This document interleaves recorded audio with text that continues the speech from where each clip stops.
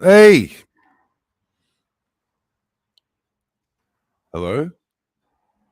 Hey, I've Hey. just joined Angelic on his show, Hey, and I'm show. just about to wrap up the other show to bring the audience here.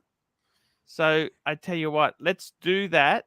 Let's do that now, guys. I'm gonna end the main show, and then we're gonna go over to the new Angelic Slayer show. I'll see you over there, guys. Let's do it. See you there. Hello. And there we go. We're here. We've just taken the audience over, and I'm just posting the link if anyone wants to jump on. We're posting the link now. And we've got timely behavior. Here he is. Hey, see, that shit worked. Very good. How's the show Hey, this Clive, morning? come over, Clivers. I'm not big on tech. Show's all right. How you doing, Angelic? Yeah, right. Yeah. Yep, good. Good. Nice. Yeah. Sure. I'm just gonna just roll along here. I've got to get myself organized. That's my mantra for today. Maybe listen to a bit of Alan Watts for the hippie philosophy. Letting go. When things get tough, we must learn to not care so much. It's That's what she said. Yeah. So yeah, I mean, I don't know what this show's about. Well, then we're all up to shit if you don't know. No, well, it's about not much. It's about me. It's about me for the first part until the guests arrive. It'd be cool to for people to come on and talk about things. I'd like crazy people to come on. Is there any crazy people in the Archieverse that we used to know? Why are we here? No, you're sane. You and Archie. Oh yeah, you're very sane. You're one of the sanest Archieverse members, I think. I don't know how to fucking take that. Here you go. AD never calling. I'll bring it up for you. Super chat. See, I'm still on the clock. Here we go. Look at this. I'll let you read it. It's your show there, Angelic. I'm just a guest. The boss is here. 18 never calling 1999 US. The debut super chat for Angelic's debut stream. Best of everything to you, Angelic. Thank you, Patrick. How nice is Patrick, man? I love talking with Patrick as well. He's a great guy. I'd like to talk to him about his mower actually, because I had the Husky catalog out, and he's got one of those ones with you can attach the front section, I think. But we need pictures. Oh, we got the rancher. And I'll just answer this. Has Angelic ever smoked marijuana? No. Never. Really? Huh. No. Don't know what it is. Couldn't tell you. It's a green leafy substance called cannabis. It looks like the Canadian flag in its pre-form. What happens when you smoke it? You generally live with your parents for an extended amount of time.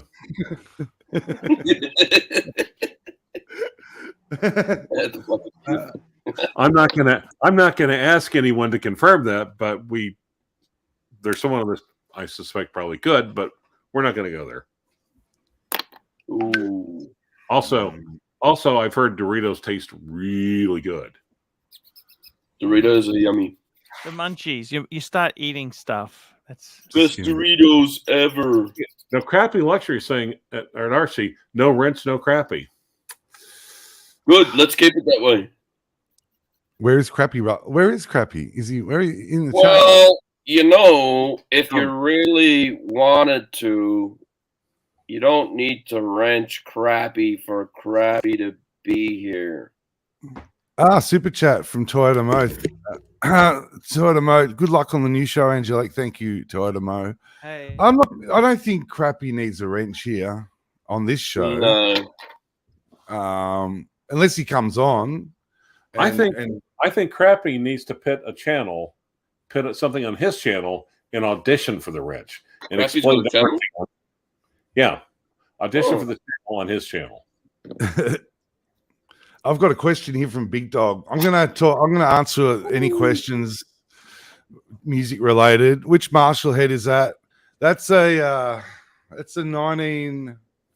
900. What does that mean? What does that mean? What is that? Well, it's a 100-watt lead head. It's a progression. Marshall started making heads way back in the 60s, and they made that's the classic shape of the head you see. Now, Jimi Hendrix and all those guys use, right? But as time went on, the amount of overdrive distortion that was being used in rock and roll increased, tenfold. So the 900 is a high gain head, which means it has a lot of distortion or whatnot, So it's actually a really good head. It's got reverb, but the reverb's pretty bad. It's not known for the reverb. It's known for that overdrive. It's a good head. But you can't use them much anymore because the venues, they don't want all that on-stage guitar sound. They want the guitarist to shut up. They want Milli Vanilli fucking just put the CD on and you lip sync and shit, yeah? Now, Angelic, are you familiar with the group of the comic duo in England called Mitchell and Webb? Never heard of them. Okay. Funnier than hell, but they actually had a skit called Angel Summoner and BMX Bandit. So I was just wondering if there was a connection between Angel Summoner and Angelic Slayer. So I was thinking maybe. Anyway, look it up. Where does it come from? Where does Angelic? I don't know. I could tell you a story about that, but I won't. It's basically it's a superhero team that's drastically mismatched. One summons angels, and the other one does tricks on his BMX bike. Sounds like the ArchieLuxury Livestream.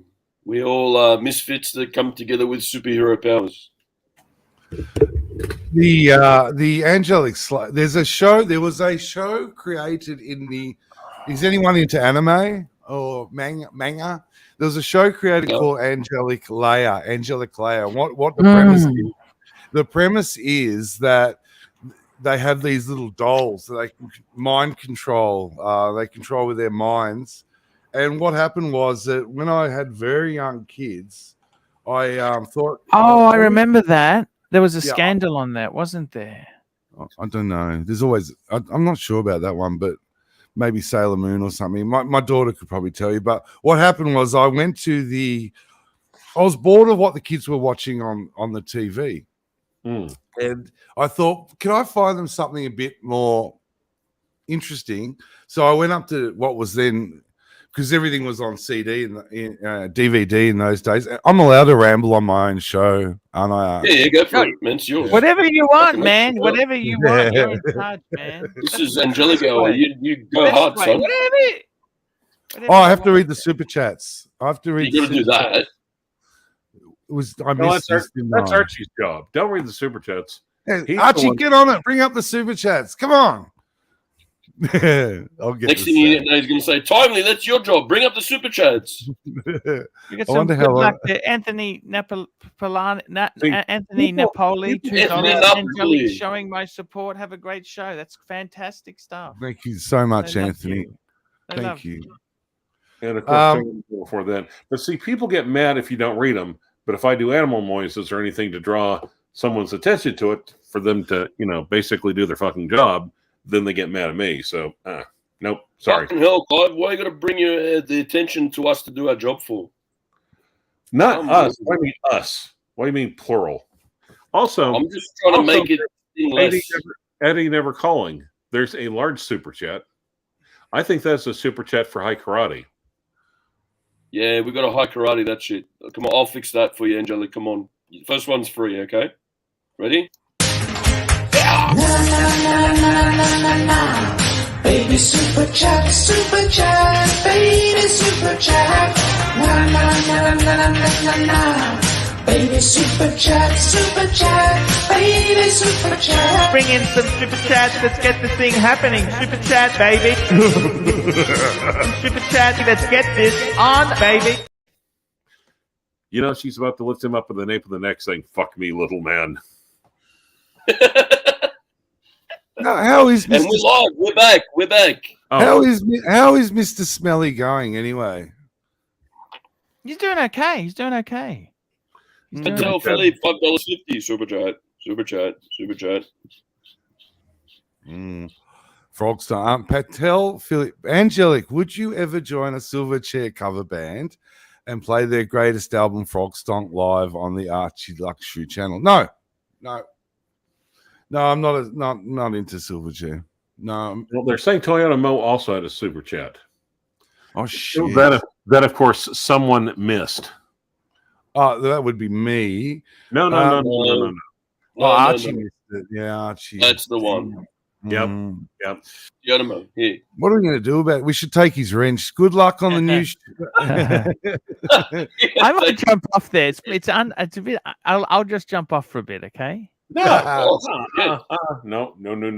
No. You don't get off that easy. No. Yeah. Well, actually, never mind. Whose was it we okay. missed? We missed. I put it up on the screen, man. Toyota Mo. Good luck on the new That's show. actually- Angelic. Yeah. Which one was it? It was. We got Toyota Mo. I think I got Toyota Mo. Yeah. Good luck on the new show. You did. Angel. They're just fucking with you now, but let's just play with it. you did.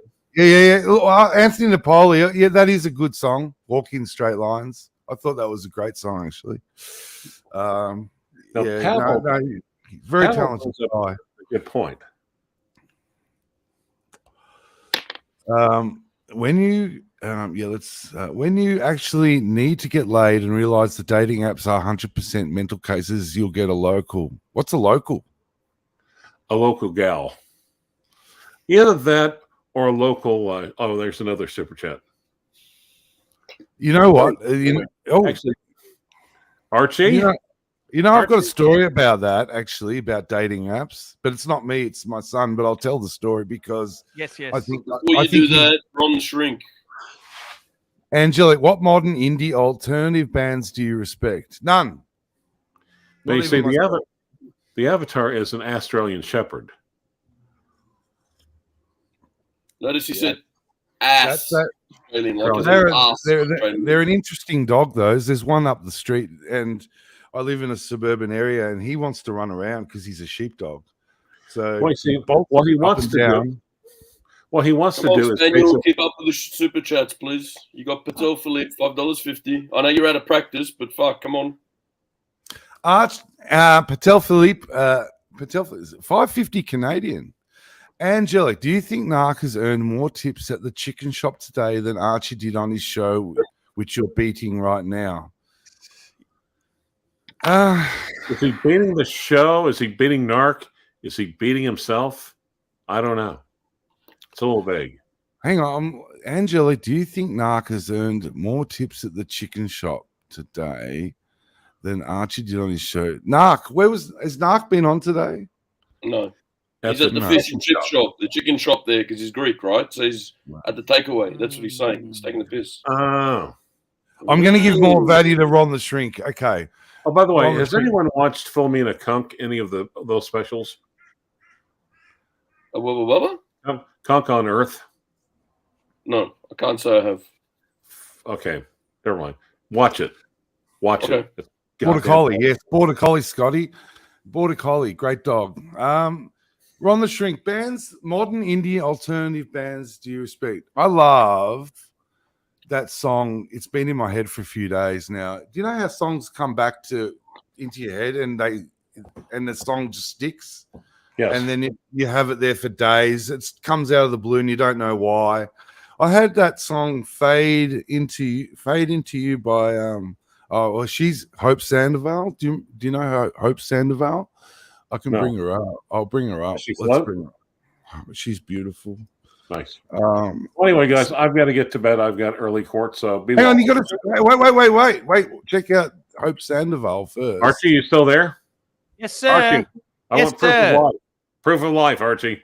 Proof of life. Proof of life. Proof of life. Hey, I'm trying to give Angelic to get his flow. You know, when he got people, I'm trying to. You know, he's doing a fantastic job. It's always. I've just got to get my. Yeah, it's doing well. It's doing I've well. just got to get my swing together. It'll just take me a second, but I want to show the rancher Hope Sandoval. So I'll present my ass and share screen. What are you presenting? I love how it says present. Present.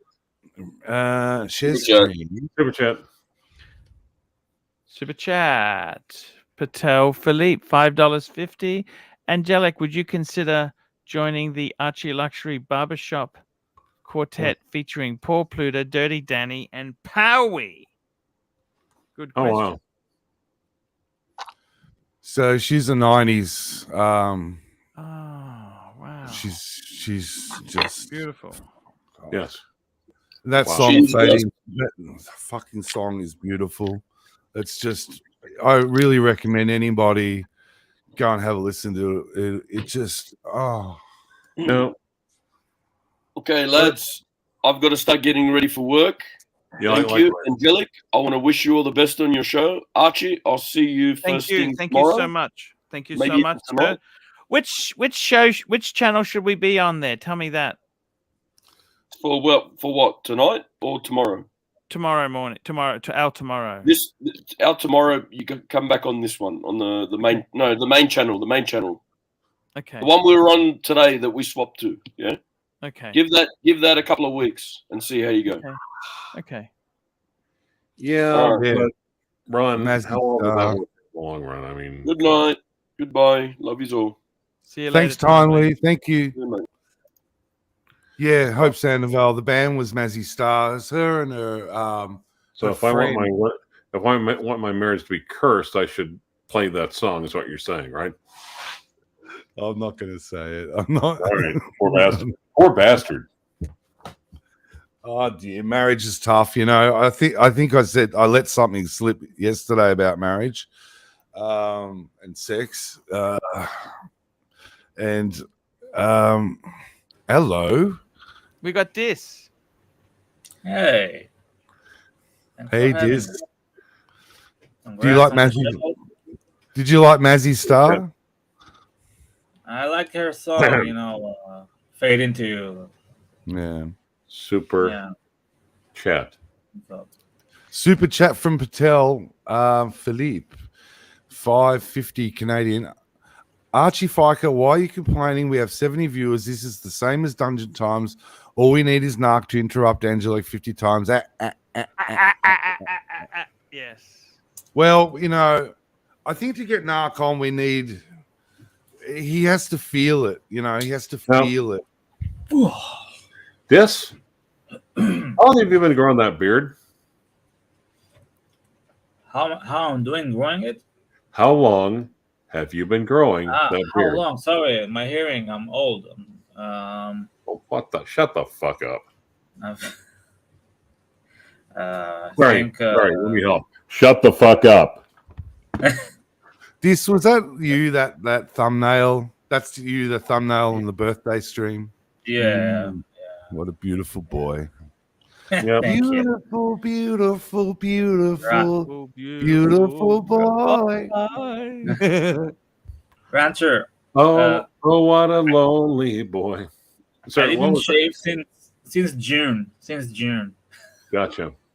And that's have you been like really trimming the hell out of that beard? No. Or are it's you like wild. 13? Okay. It's wild like me. That's not wild beard. No. Okay. That's what I. That's barely a beard. No. You need to keep growing the hair, Dis. Just keep going. Yeah, See, that's what I do. I actually had a haircut, but I had them leave the beard alone. Listen, I'm in my late 30s now. As long as I have hair, I want to enjoy it. Okay. You know, okay, fair enough. I cannot argue with that. Fair enough. I'm All right, 50, guys. I'm 53. I'm 53. Oh, you're And my beard is I trimmed it. But I've got my hair. It's very thin. It used to be a lot thicker, my hair, but it's thinner now.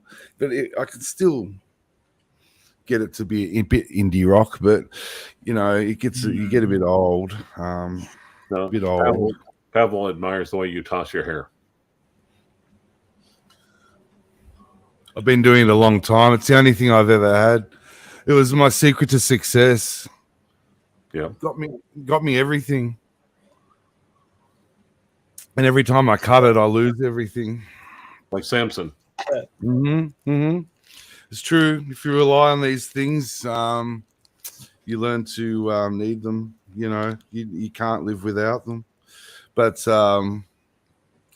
yes. When you lose everything, when you cut your hair, do you lose your luggage? Also, would it be Samsonite luggage that you lose? I had actually my mother and father had a Samsonite. The blue one. Oh yeah, yep. We all had that. It was beautiful, and they had it and then I got it, and then one day I went to an op shop and I saw another one, so I grabbed it and I had two. I had two blue Samsonites. Living the dream. And I was very proud of that. And I don't even know what happened to them. I think I've still got them. Yeah, I must have stuff in them. Oh yes, I have everything I did I have all my 90s work in one of them. No, that's another one. I have the early 90s stored away. Hey, we collect things and then we move on into different lives, and we put everything away that we had at a certain time in our life. Well, I've got that in cases that I carry around. So one day I'll go back and have a look at the early 90s, and that's interesting enough, I guess. Right. But I love those cases. They're still the premium case, aren't they? The Samsonite. Exactly. Yeah, they're still. I think I can. Shall I bring it up? I'm going to bring it up. Sure. Why not? No, Angelic, good luck. God bless. Knock him dead. Thank you so much. Tickle so much, the Archie's balls! Tickle the Archie's balls, Archie! Dip him in the gravy boat. Rancher, Hi, Palway. are you leaving? I believe I am. I've got early morning court. Can you do the Vietnam joke for everyone? Okay. How many Vietnam veterans does it take to change the light bulb? How many? How many Vietnam veterans does it take to No change idea. the light bulb? No idea. Okay, Angelic, how many Vietnam veterans does it take to change the light bulb? Oh, fuck. I don't want to go there. I don't know. You don't know because you weren't there, man. Oh, I think Mike would do it better than I do. that's horrendous, man. Thank you. All right. Can I start talking about David Koresh and Waco now because of that joke? There's a new series on Netflix. Has anyone caught that limited series? Is it Transatlantic? No, it's a documentary on Waco. No. You mean Wacko? Yeah. Michael? Share screen. Here we go. Share screen. I'm going to use a few Archie lines here. Just patience where I just also, share this. Anthony is sharing some good advice. Just remember not to get porn bombed. Yeah. Yep. No, actually, that's a newer one. The ones we had were like light blue, like Tiffany blue. Yeah. Real upsetting. And also the green, the avocado. Anyway, take care, guys. Be well. Also, Peace. Seriously, guys, you shouldn't be smoking. Why? Why? Because eventually that can seriously affect your health. I'll die anyway, man. What? We will all die anyway, but we don't have to hasten the process. But existence, I was listening to Alan Watts last night. And I love Alan Watts. And he died an alcoholic, don't you? No, I didn't know that. Well, he lived as he died then. And he said existence is weird. It's odd. It's odd to exist. I thought that was pretty good. Yes, absolutely. It's like there's something going on here and you don't know what it is, do you, Mr. Jones? It's that thing that there's something fishy going on. He said that. He used the word fishy. I love the way he used these colloquialisms from the era because it's very, very hippie, isn't it? He's Right. got a Well, it's groovy. It's groovy when people do that. yeah. And he said there's something fishy about existence. You know, the concept of Is it fishy or wonky? Archie, and speaking of which, are you going to read the super chat anytime soon? Chat, here we go. Roland Travel Channel 40 Thai baht. Arch as a luxury guru. Is Rimowa considered luxury? Not really. I don't think it is. Luxury luggage is something that's The avatar, he looks like used. the avatar. He looks like you just told him it was. There we go. All right. Al says he offed himself. Huh. Oh, really? Wow. So did what's his name? The that's- writer Hemingway. Colossus is correct. Yeah, either one of them. Because actually, when Have you read Old Man in the Sea, Rancher? Have you read The Old Man in the Sea? I have not. Have you read Moby Dick? No, I watched the film. Okay, The old one. You know the old one? Yes. No, but if you read, No, you need Now, to have read you it. watched- Have you? Hang on, wait a minute. If you read it, you'll read it in like a day. It'll take you like 4 hours to read the book, Right. and it will change. Well, I guess it might change the way you think. Now, have you seen the old movie about the guy with the other guy and they do the thing? What thing? The thing that they're doing with the other guy. The guy's doing with the other guy. Here we go. Well, Super Laundry chat. Man. Angelic, did you Patel Philippe 550 Canadian? Angelic, did you know Clive's first concert was to see his favorite band, the Monkees? No, it was actually not. But here's the thing. It was actually the Bengals. And do you know who was playing it? Shit. Fuck. That's an Australian band, isn't it? No. Susanna Hoffs. Yep. But do you know Fucking who? hot.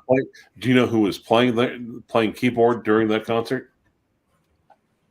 Who? Duty Robson. You're joking. No. Just I got on the you know what I did the other day? Sorry, Yeah, I I did- was thinking of the Shantuzis, the Australian band. Remember Yep. the Shantuzis? Forgettable band. You know what I did the other day? I walked, did this long walk, and I said I'm going to walk to a town a little further, and then what I'm going to do is I'm going to see if we can make it there, and then if we can't make it there, we'll get on the bus. So I got on the bus. We got there and we did what we were doing, and we said, okay, we can't make it back. We'll get on the bus, and I hadn't been on a bus for about 20 years, and I sat under the speaker, and they had like Smooth FM, Smooth FM. Yes. Yeah. And No. it's just another manic Monday. Wish it were Sunday because that's my Yeah. fun day. I just get to. I don't have to run day. I was going to say I just get to come day, but okay, fine. I like my version better. Patel. And I was thinking I've about. got to just give a little bit more to this 550. See, Clive. No. Now it's about me. It's about me and all the thoughts that are in my little head. But it's also referring to me. However, what people don't realize, have you ever heard of Sam Kinison, the comic? No, not sure. No. Oh, jeez. All right. Oh, do you know who went on tour with the Monkees? No, who? Hendrix. Yeah. Yeah. His first major tour was with Monkees. He got thrown off the tour because the monkey that he'd go on and do. He was supporting the monkeys, Yes. and people No. would just Super the chat. kids were just in the audience just going. No. Now the thing is also, do you know how Jimi Hendrix died? Have you ever seen his? Did you ever see his death certificate? No, I haven't seen the death certificate. I've just got a super chat here from Patel Philippe. We'll get back and go and see. Patel Philippe, 550 Canadian discs. We need a vocalist for ArchieLuxury Jazz Band featuring Angelic on the banjo, Archie on the clarinet, Clive on the tambourine, and Palway on drums. I'm down. Oh. Now, Well, this anyway, so seriously, I have to go. Be well. Bye. See you later, Bye. Clive. see you, Rancher. Bye. Thank you, Clive. He actually, what happened with Jimmy was that I'm going to go into this shtick for a minute. He It's died not- in his own vomit in a swimming pool, didn't he? No, Or No, in his he- car, an Alfa No. Romeo. no. What happened was he wasn't well. No. This is what I can work out because I've done Mhm. obviously Yeah. my time looking at this. He Sure. wasn't well. He'd been on tour. He came back. He got back to London. He Mhm. met up with his girlfriend Monica Damon, and they went out with Eric Burden of the Animals. You know Eric Burden. Mm-hmm. And he came back, and there's some sort of talk about whether he hadn't been on anything. Like he'd been on tour, like, over in Europe in those days. It was harder to get heroin and things like this. The hard drugs. Sure. Sometimes they found it hard scoring, and he was on junk at that stage. And it happened to a few of them that he got back to London, got to a flat, met up with some friends. Someone scored some smack, and he OD'd on it. The questions are that his stomach was full of red wine when they found him. So they not sure what happened in the flat. Sure. Yeah, so it's a bit of a mystery, but it looks like it was something to do with smack. You know, if you listen to his later stuff live, it was just it was really good. He was playing some incredible dark stuff. Anyway, it was pretty dark. Hello, we got a friend. We got a friend. We got a friend. I'll let you. I'll tell you what I want, what I really, really want. So tell me what you want, what you really, really want. Take it too easy.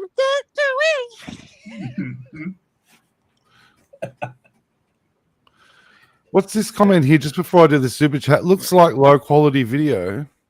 I don't know what that means. Anyone know what that means? Roland Travel Channel. 100 Thai baht.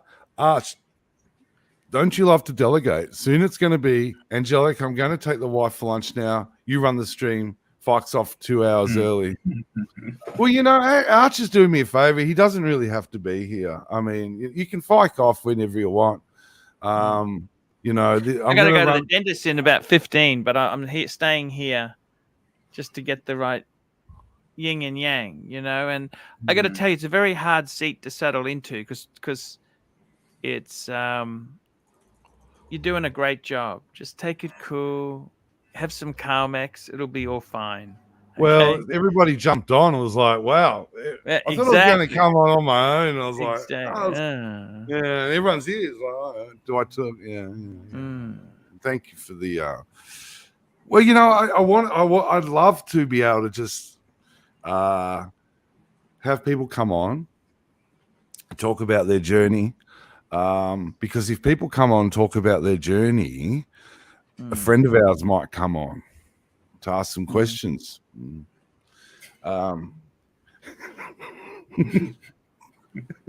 But we must cast. He won't come on unless there's discussion about the journey. You know, I had a thought last night. I was thinking, when you buy a watch, Mm-hmm. Oh, actually, I better do this first. Hang on. Sure, Patel sure. Philly. Patel. $5.50 Canadian. Angelic, would you describe Archie's entertainment value similar to which of the following? Jimi Hendrix, Yngwie Malmsteen, Eric Clapton, or Bob Hawke? Oh, Bob Hawke. Bob Hawke. Look Bob at that. Hawke. Yeah, those We'll were go the Bob days. Hawke. Rhodes Scholar. Very intelligent guy. Bit of an alcoholic. Bit of an alcoholic. Bit of a womanizer. Definitely. Womanizer. Typical 70s bloke from the 70s, wasn't he? 70s Typical Australian. Aussies bloke, yeah. Yeah. And then when Keating took over, then they were dark days. They were dark days. The recession we had to have. Remember that? The recession we have to have. That's how Keating sold it to us. 17% interest rates. Oh, shit. That's right. Nasty times. Yeah, it's just as I was moving out of home. Damn, my parents dumped that house. Yeah. Anyway, right? yeah. Couldn't keep going. It was killing them. Because they wanted to do that. You know how back in the day, getting to the top was everything, you know? Yeah. When you're in the corporate world, you know, I suppose it's the same today. Perhaps it's even worse. But back then, yeah, he had the house overlooking the river with the pool room, and but he wasn't happy. So 17% interest rates were handy because I guess it got him out of a shit marriage and a shit house. So thank you for that. And I got out of home and got to get on with my life. We've got some super chats. Angelic, John C. Do you think Loris is more reliable than Vostok? I don't have a Loris. Anyone have a Loris? No, it is because some of those Vostoks are a bit beaten up and had it. But I bought a new Vostok. I've got two, and I got one, and it came back.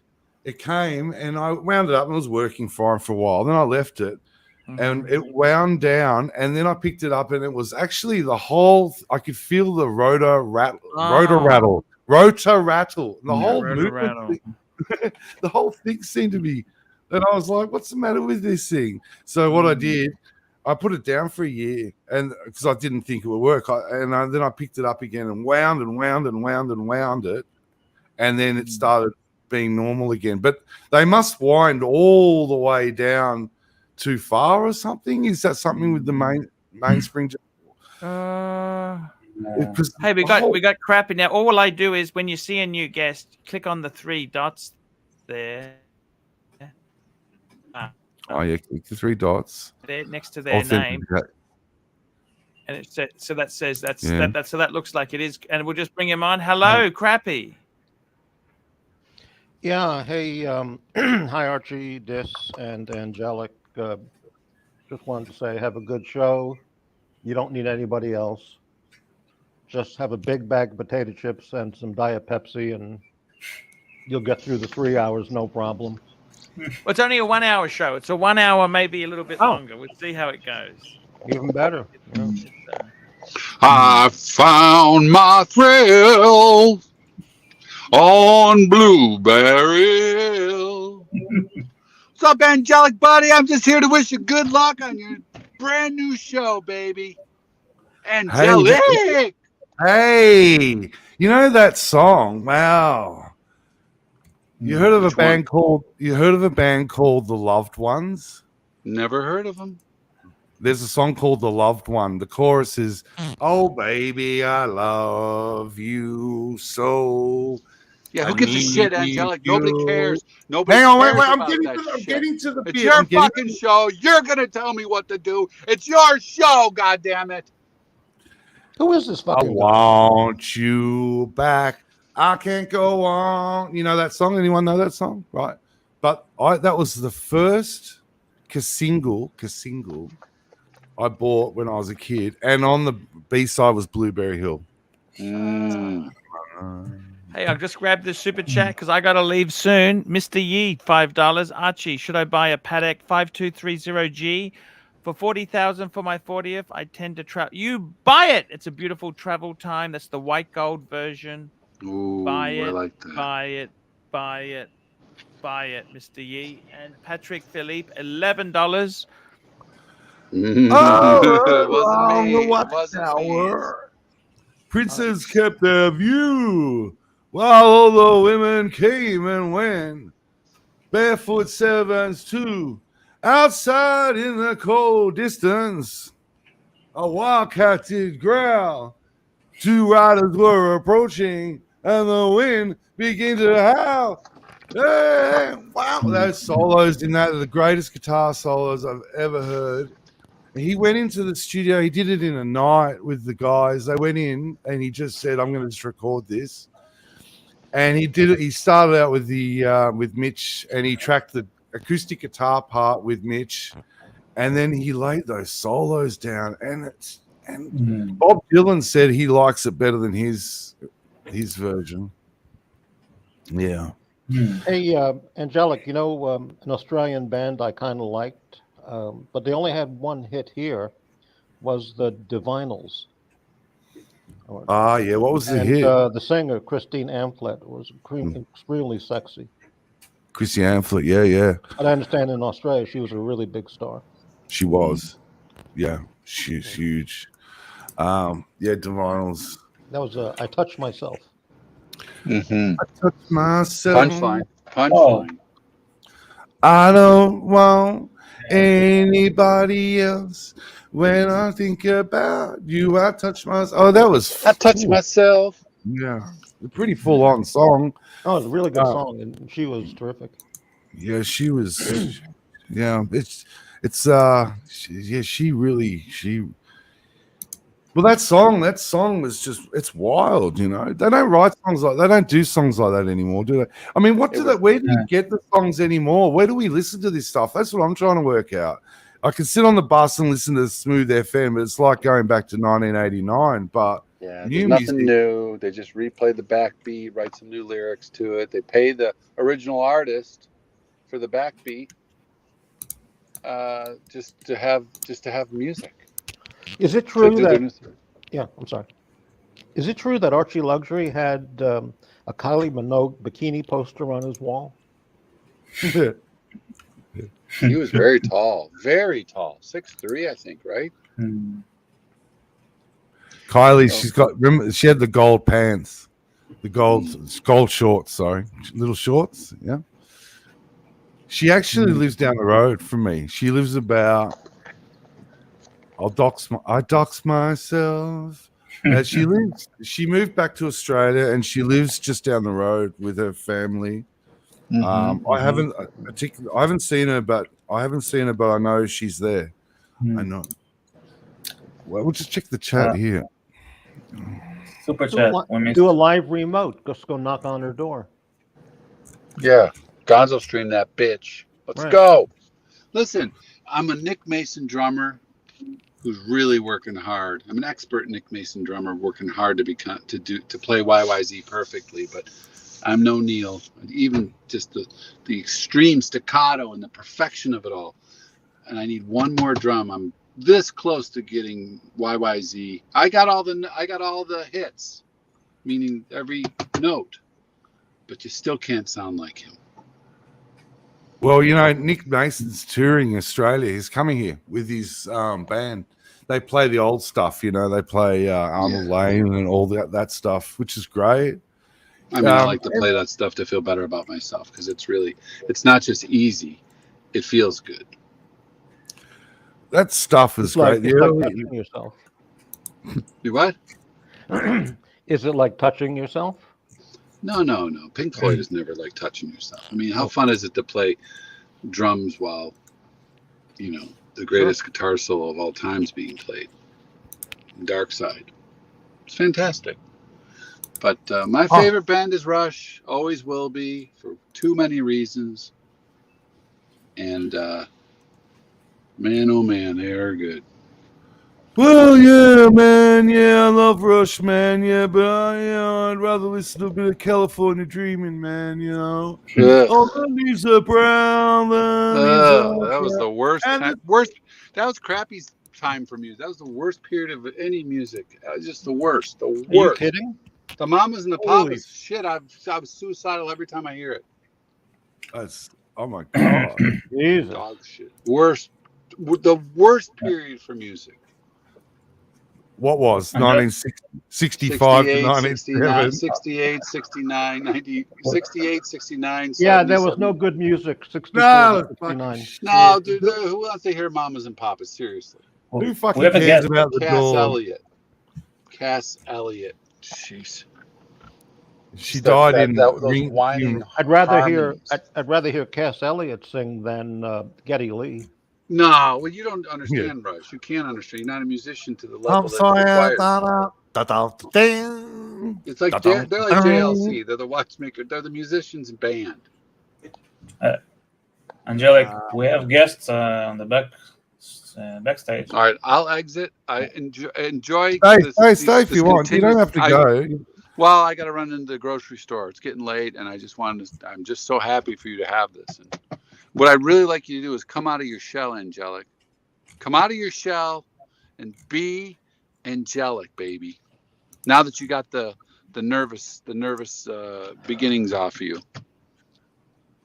Do I sound nervous? No. The first minute you were just getting rolling. It's always nervous the first minute. Everyone Now rolled you. here. The boss was here. When the boss is here, I'm just like, Yeah, fuck that Archie. Fuck him, man. Fuck that meatball. Fuck him.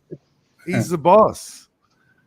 He's the boss. And hey, Patrick, can you do me a favor?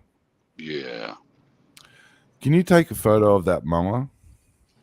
The what? The mower. Your mower. Just go to walkermower.com. No, but I want to see your mower. I'm unavoidably detained. I won't be able to take a picture. Not today. Not today. For future Oh, reference. absolutely. My actual mower, or do you want me the model I have? No, I want to see your mower. Okay, I'll have to power wash it for you then. Are Want it to be nice and clean. you adding this to stream? I just want to ask you, do you know why Pink Floyd are Ocean's favorite band? Oh boy, that's an insult to Pink Floyd. Go ahead. I would go with the Roger Waters part. That's what I would say. And he's not in our hearts the way, we're all David Gilmour people. Yeah. The Roger Waters part I'm Sid Barrett. Yeah, well, I'm just saying the Roger yeah, Waters part is definitely O'Sheen's favorite. Look, there's Gilmour people and there's Roger Waters people, and I'm sure, given the situation, he's a Roger Waters guy.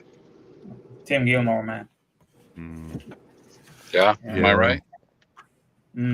Yeah. I think. Yeah. Anyway. Well. That was my joke. All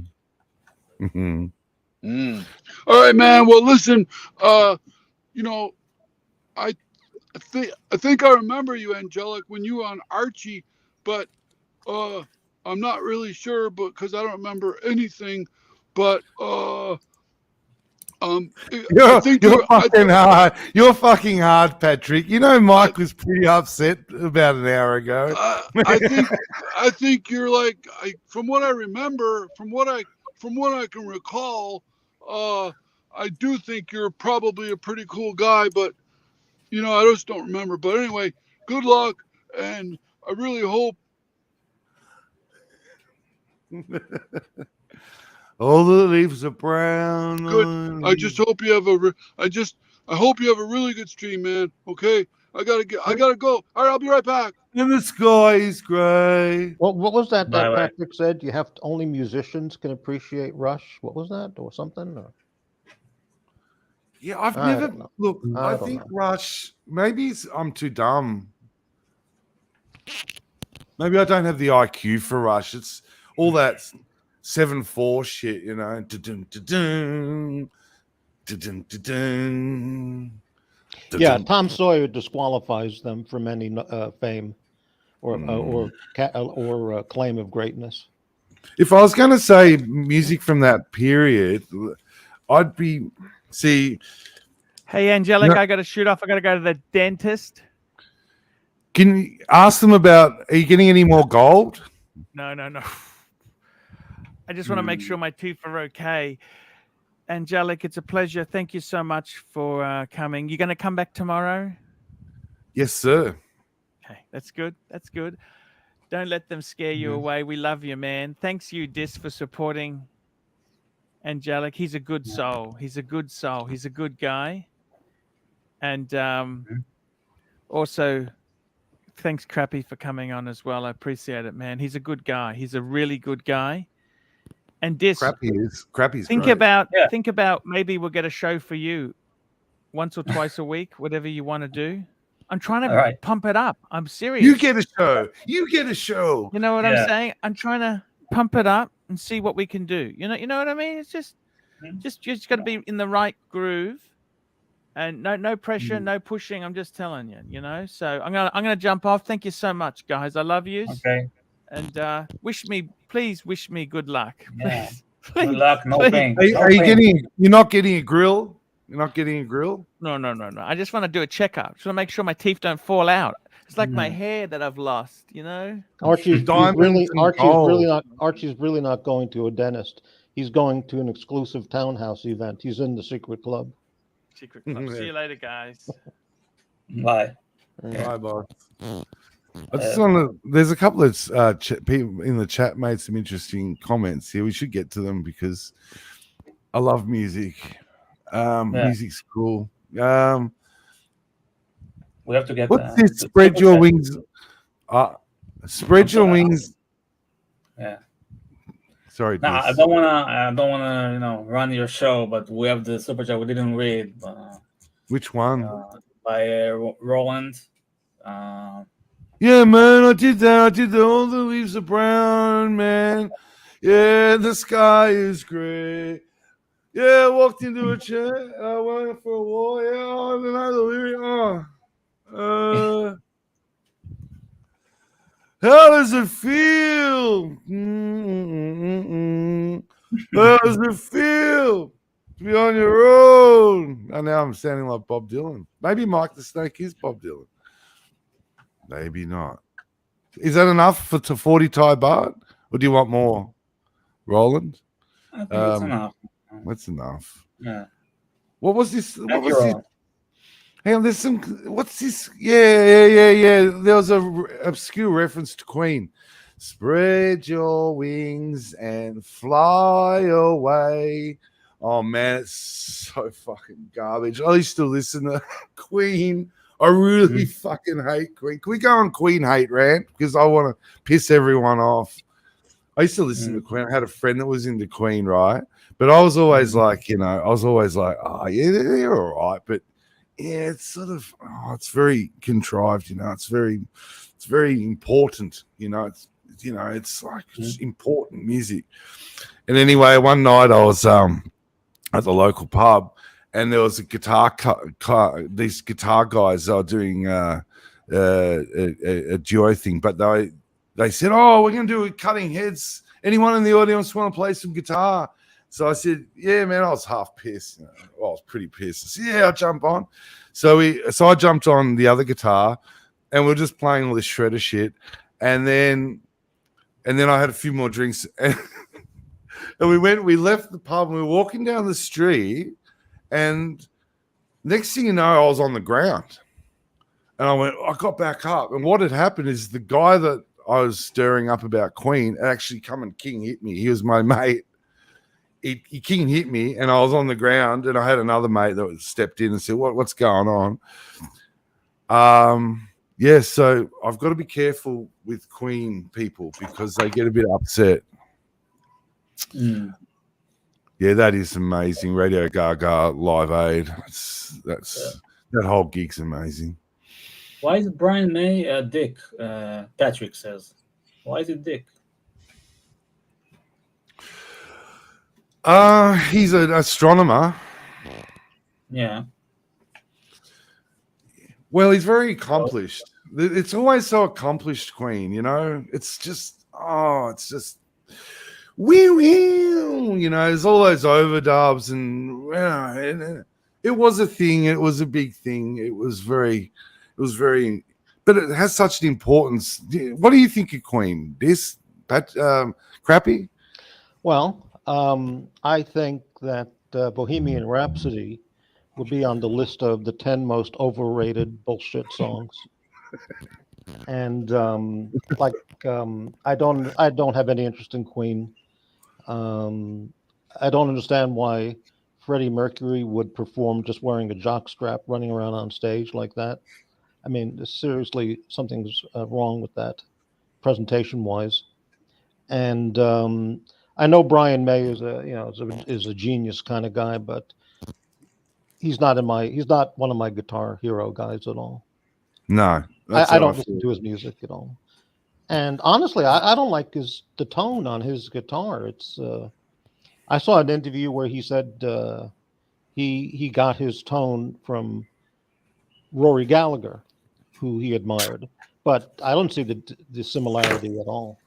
But yeah, he uses that treble booster. It's pretty immediate. Right, yeah. That was his thing, this treble booster, and it was new. It was brand new, and the overdubbing, the harmony overdubs he used to do in the early days with all that early Queen stuff. I mean, it was fresh. No one had heard it, and they were moving. But it's very close to prog, and prog for me is a difficult subject. I'm more into dirty music, just rough edges and things like this. I do like some bits of prog sometimes, but some bits of what? Prog rock. Queen I associate with progressive rock. Yeah, is that what Queen is? Really? No, probably not. But there is a progressiveness to it because they brought in the whole choral effects and the choirs and so there's elements of progressive rock, but it's as progressive rock moved along with those bands like Genesis and Yes would be and ELP. Yeah, I mean that's more. They were getting more progressive. More. If you heard ELP live, that's a strange outfit. They were a strange band. Anyway, King Crimson, yes. Yeah, King Crimson, right? Yeah, a lot of times I see someone writing that Procol Harum was progressive rock, and I disagree completely. They were just a unique band, uncategorized, just brilliant stuff. I don't know much about them except Whiter Shade of Pale, which is all the albums are on YouTube. Just listen to them. Broken Barricades is their last album with Robin Trower, and it's really, really good. I mean, it's some great stuff. He's a monster, Robin Trower. Oh, he's one of my favorites. Yeah, just play for yourself Broken Barricades by Procol Harum. Yeah, it's on YouTube. Just listen to the whole thing. So he left Procol Harum and then he went solo and started doing the psychedelic blues thing. He does it very, very well. I've seen him 3 times, and I've talked to him each time after the show. Wow. And, really fantastic guy. And one of the great players. He doesn't get the recognition he deserves. Angelic, what do you think of the movie Bohemian Rhapsody? Complete garbage. It was absolute bullshit. I mean, I remember I saw it, and then I started getting all these people saying this is amazing, this film, but the film was complete garbage. I mean, they were using the songs from different eras, and it was just all mishmash. I don't know what they were doing, reinventing the wheel or something, but it didn't make any sense. I mean, because they used the songs out of date and out of context, and they weren't recording those songs at the times that they were using the songs in the film. So I had no idea what the hell I was listening to. So I hated it. Overblown garbage. I've never seen a good biopic. I've never seen a good one. Can anyone tell me a good one? No. Of someone in music or just in general? Yeah, in musical. Yeah. In music, a biopic. The Jimi Hendrix one's awful. They're all bad. I think it's very hard to get to the essence. Maybe it's because to each person, their heroes in music, we all have our own take on things. But when they present these biopics, they're just Very strange. Oh, the Doors movie was okay. It was okay. The Oliver Stone film. There was I a love really good movie for TV here about Michael Jackson. And I'm not a fan, but the movie was really exceptionally good. And I don't recall the name of the title of it, but it was terrific. I think the Doors one was you know, if have you read the book by Danny Sugarman, is it? No One Here Gets Out Alive. That was the book it was based on. Now apparently he was speaking a lot of shit in the book, but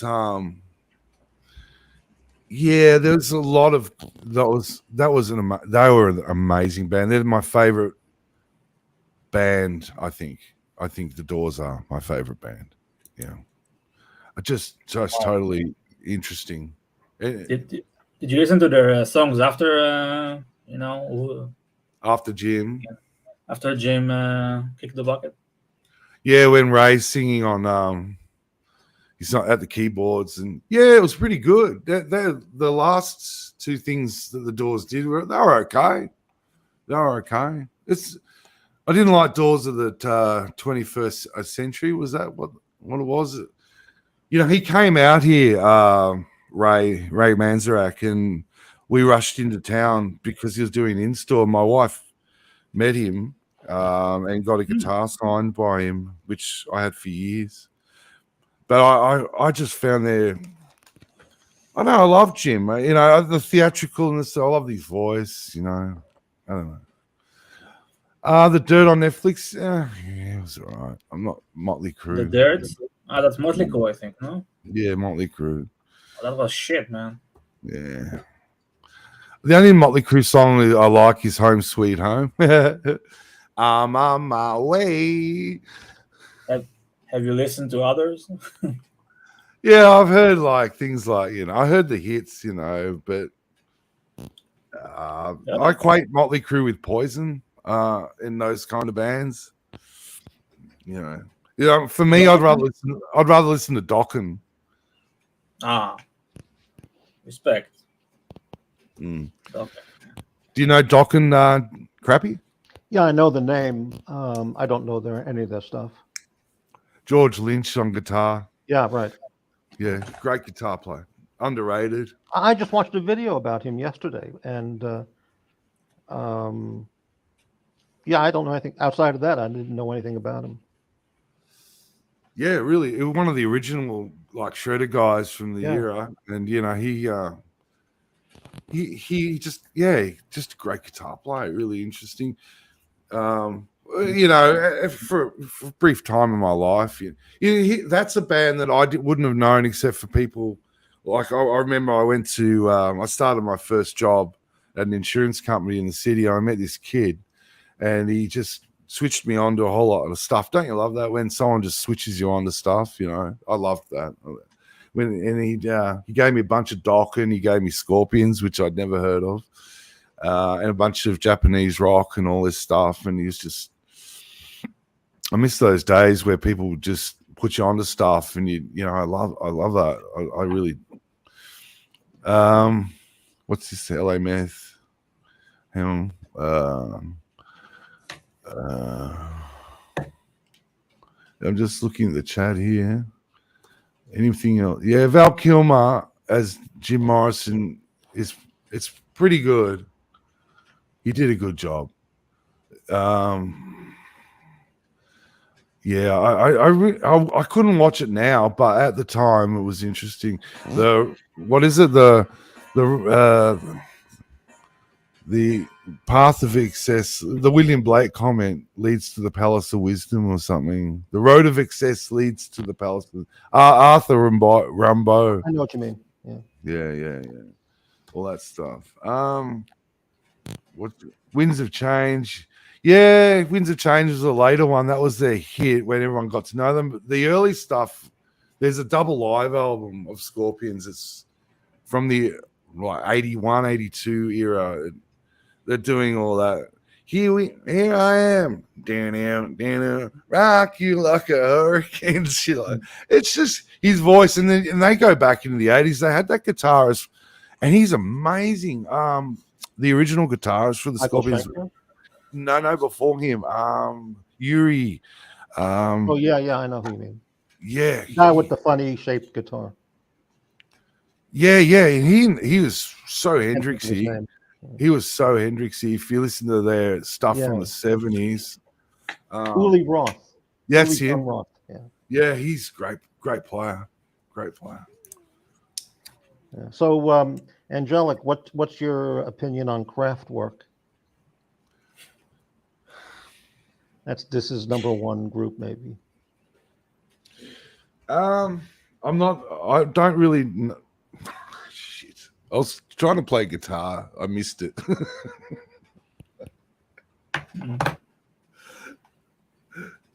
I kind of missed it, but Tangerine Dream, I remember getting compared to Edgar Froese. Is that his name? Froze, yeah. Froese, yeah. Oh yeah. I'm just reading the yeah. I like Devo. Devo were cool. I liked and Gary Newman. Yeah, in my cars. Yeah, Devo discovered by Neil Young, famously. Can I'm not so sure of. Can Krautrock, early 70s. I loved Good stuff. what's oh I can't remember. Don't know. There's what's that guitarist crappy Canned Heat? Canned Heat, yeah, the guitar player. Yeah. I What's his can't name? recall. Played the he played the 55 gold top, you know. Yeah, I man. can't think of the name. I'd have to look Yeah, it up. he was special. He died very, very young, and he was incredible. That at Woodstock, I've listened to their Woodstock gig many times. It's just amazing stuff. Harvey Mandel. Was that it? No. The other Henry guy. Vestine. No, I'll look it up. It is Canned Heat, Look isn't at it? that. From LA Methwich. One Aussie. Thank you. Good to see you. Go in the country. Where is he? Canned Heat, Wikipedia. I went. Alan Wilson. He was a singer, wasn't he? Blind Owl was an American musician. No, he was the guitar player. Uh-huh. Yeah.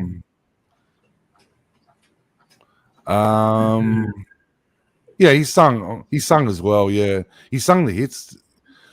And he died very young, 27 Club, but he doesn't get mentioned much.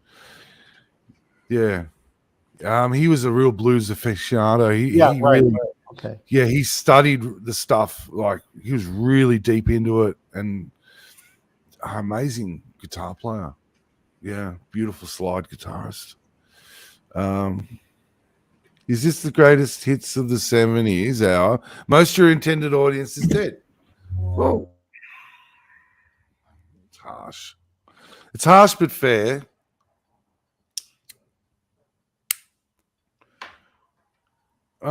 Flaming Lips. I saw the flops. I saw that Woodstock. Have you seen that Woodstock doco? 99. Oh man, that was a mess.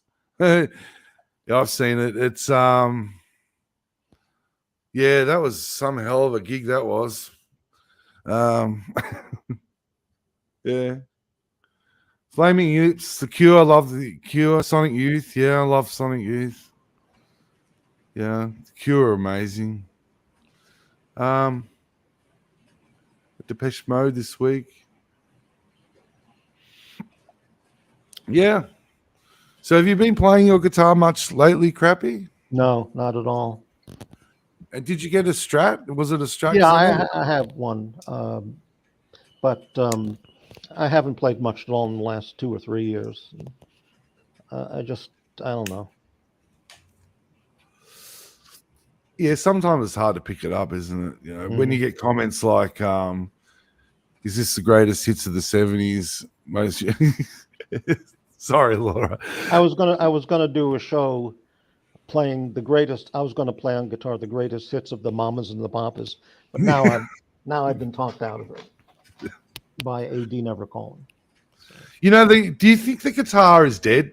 Do you think it's over? Do you think it's going to have a renaissance? What do you think, Grappy? That's very interesting.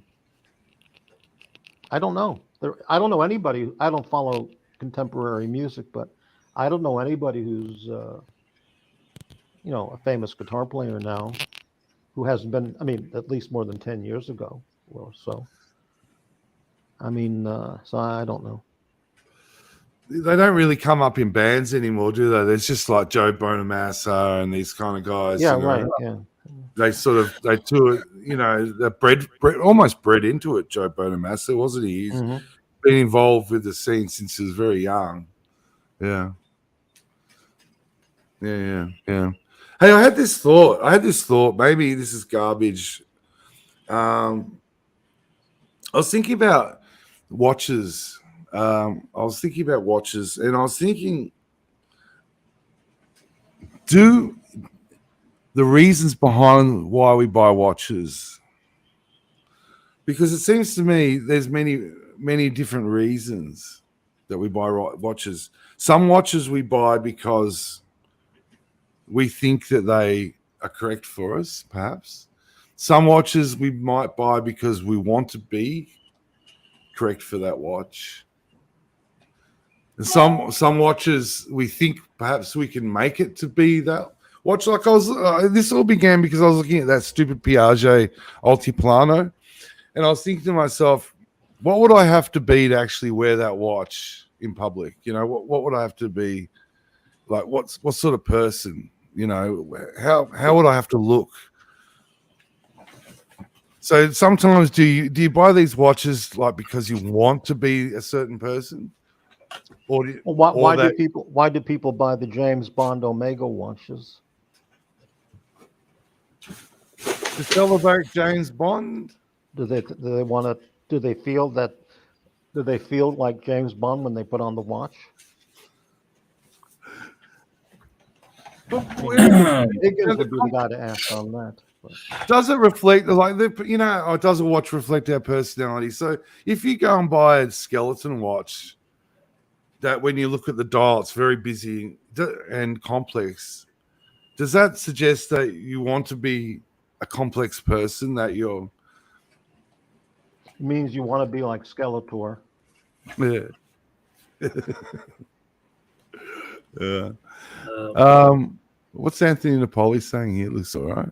When I was 17, my music school wanted me to go to Juilliard. Right. I was a young, enthusiastic guitar player. I turned down the offer as it would have taken up too many resources from my parents. That's an amazing story, Anthony. You must be a very talented man. I want to answer Jimmy. So I can show you this album. If anybody knows the artist, Sylvester. A very important disco, electro act from the late 70s, early 80s. I have a dedication here in Hebrew. A friend gave it to me one of my birthdays. So it's very dear to me. I don't collect vinyl, but I have respect for it. I have a few records of, albums I really love. So, yeah. I remember I had a few copies on vinyl of Pink Floyd Metal, yeah. Because of Echoes, and I just wanted to hear Echoes with different vinyl, because there's different, like when the vinyl's cut, you get different mix. You get more bottom end in different vinyl cuts of this, or you get more mids or whatever. And I remember I had an American issue of Metal, and it sounded beautiful. And it's almost more difficult to listen to music these days than it was. I don't know if that's an age thing, but all the choice, I don't know what to listen to. I don't know what to listen to. I don't know. So I just inevitably listen to the old classical music hits a lot, and until I get bored of those, bit of Shostakovich. What's this comment here from Andreas? Electric guitars are being tossed like the Rolex Milgauss is being tossed. Electric guitars, you can get some bargains. The Gibsons are, you can get a Les Paul really cheap. You can get a Les Paul for a couple of grand. That would be. Look, I'm not suggesting. I don't offer advice on making money out of guitars, but they're cheap at the moment. Les Pauls are just cheap, and you can pick them up. People are dumping them because a lot of people can't gig anymore. A lot of people have given up wanting to gig. A lot of people bought a lot of guitars over the last 20 years and stored them like watches, thinking that guitars would just go up in value, but they didn't, because obviously there's so many more in the world than there was in the year 2000. In the year 2000, trying to get a Les Paul in Melbourne was difficult. You had to buy an old one, search for it, and you'd maybe see 3 or 2 and maybe get one and pay good money for it. Nowadays, you just click on what you call Craigslist, one of those sites, or Facebook Marketplace, and there's Les Pauls everywhere,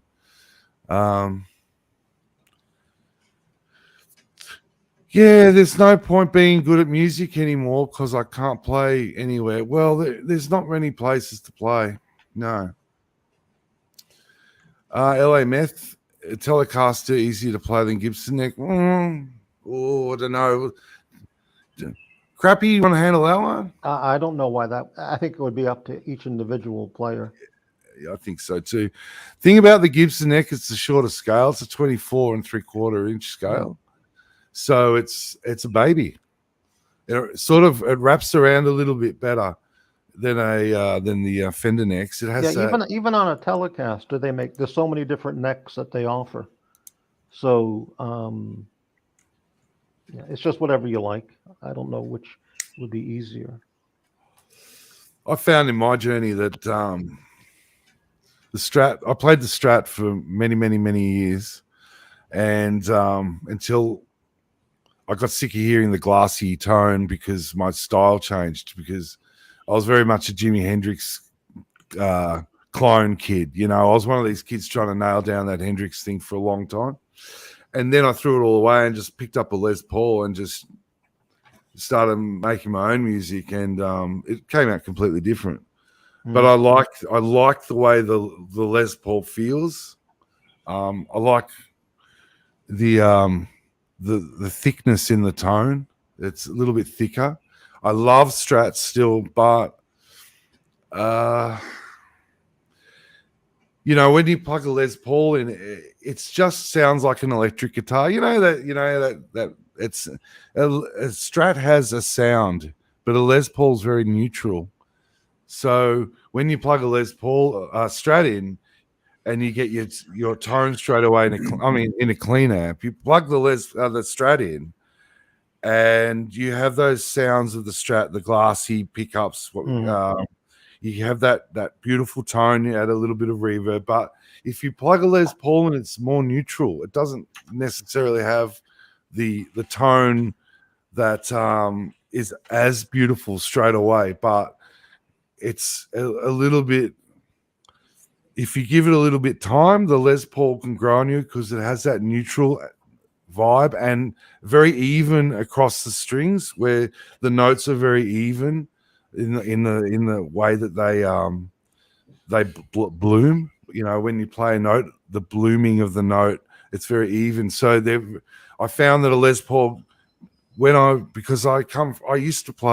like to play with my fingers, and you can play arpeggios and get a very even tone, and they sound beautiful.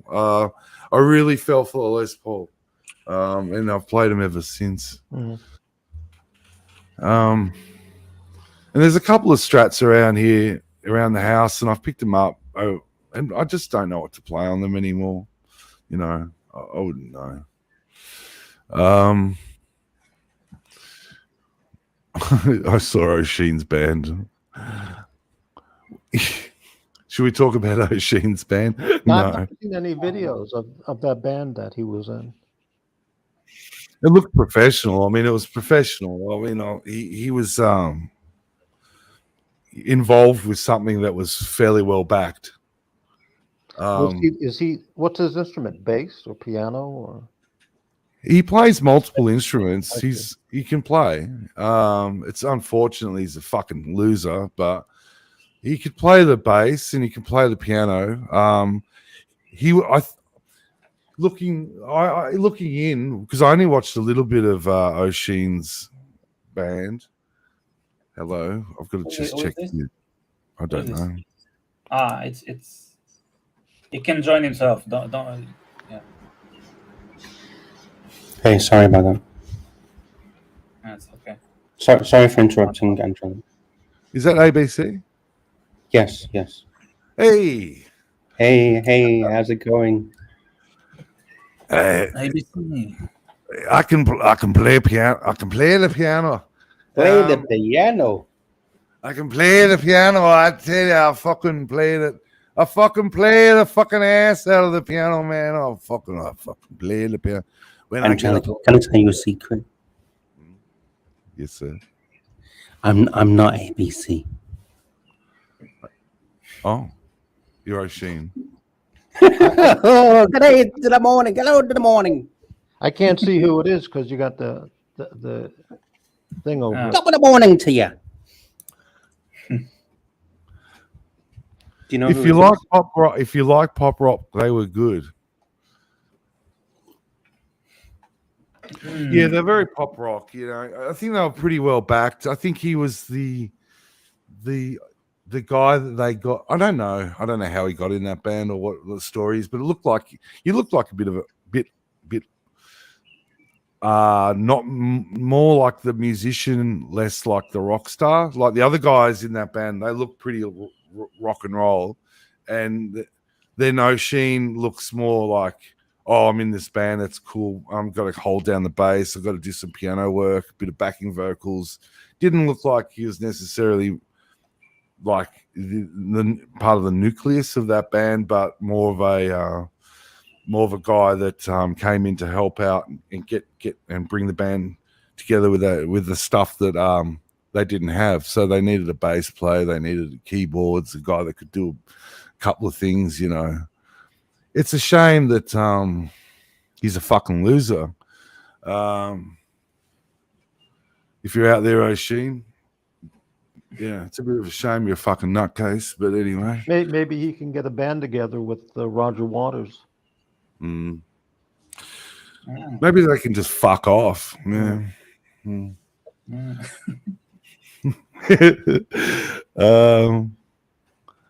Sorry, it's Lux. See, I wanted to say Lux, but you didn't sound like Lux when you first came on. You sounded a bit ABC-ish.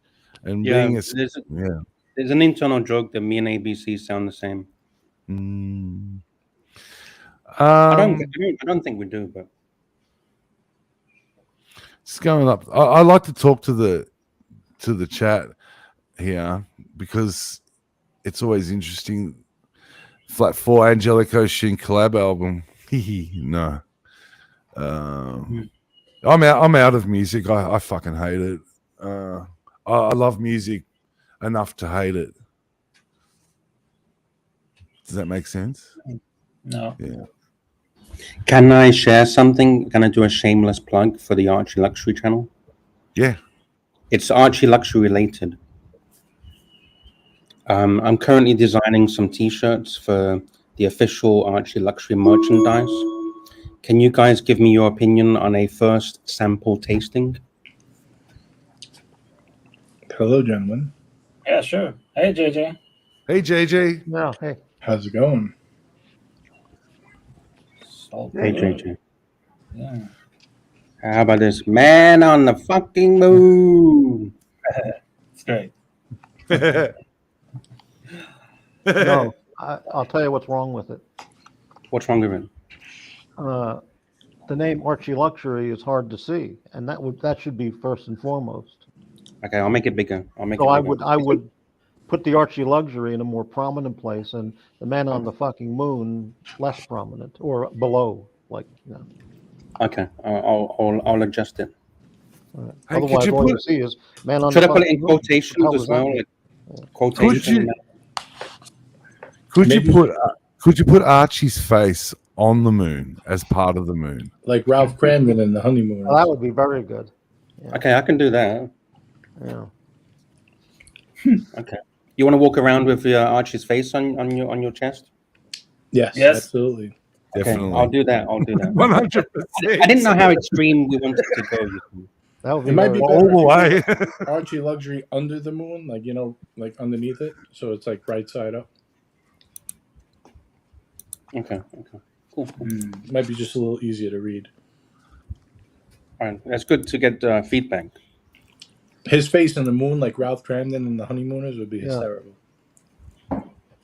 I don't know if you watched one of the previous shows. We're going to do Archie naked. You know when he did the naked shower scene? Oh no! We're going to print that onto shower curtains. So you can buy some shower curtains with Archie 6 foot tall on the shower curtains naked. I don't think anybody's gonna buy those. Sorry.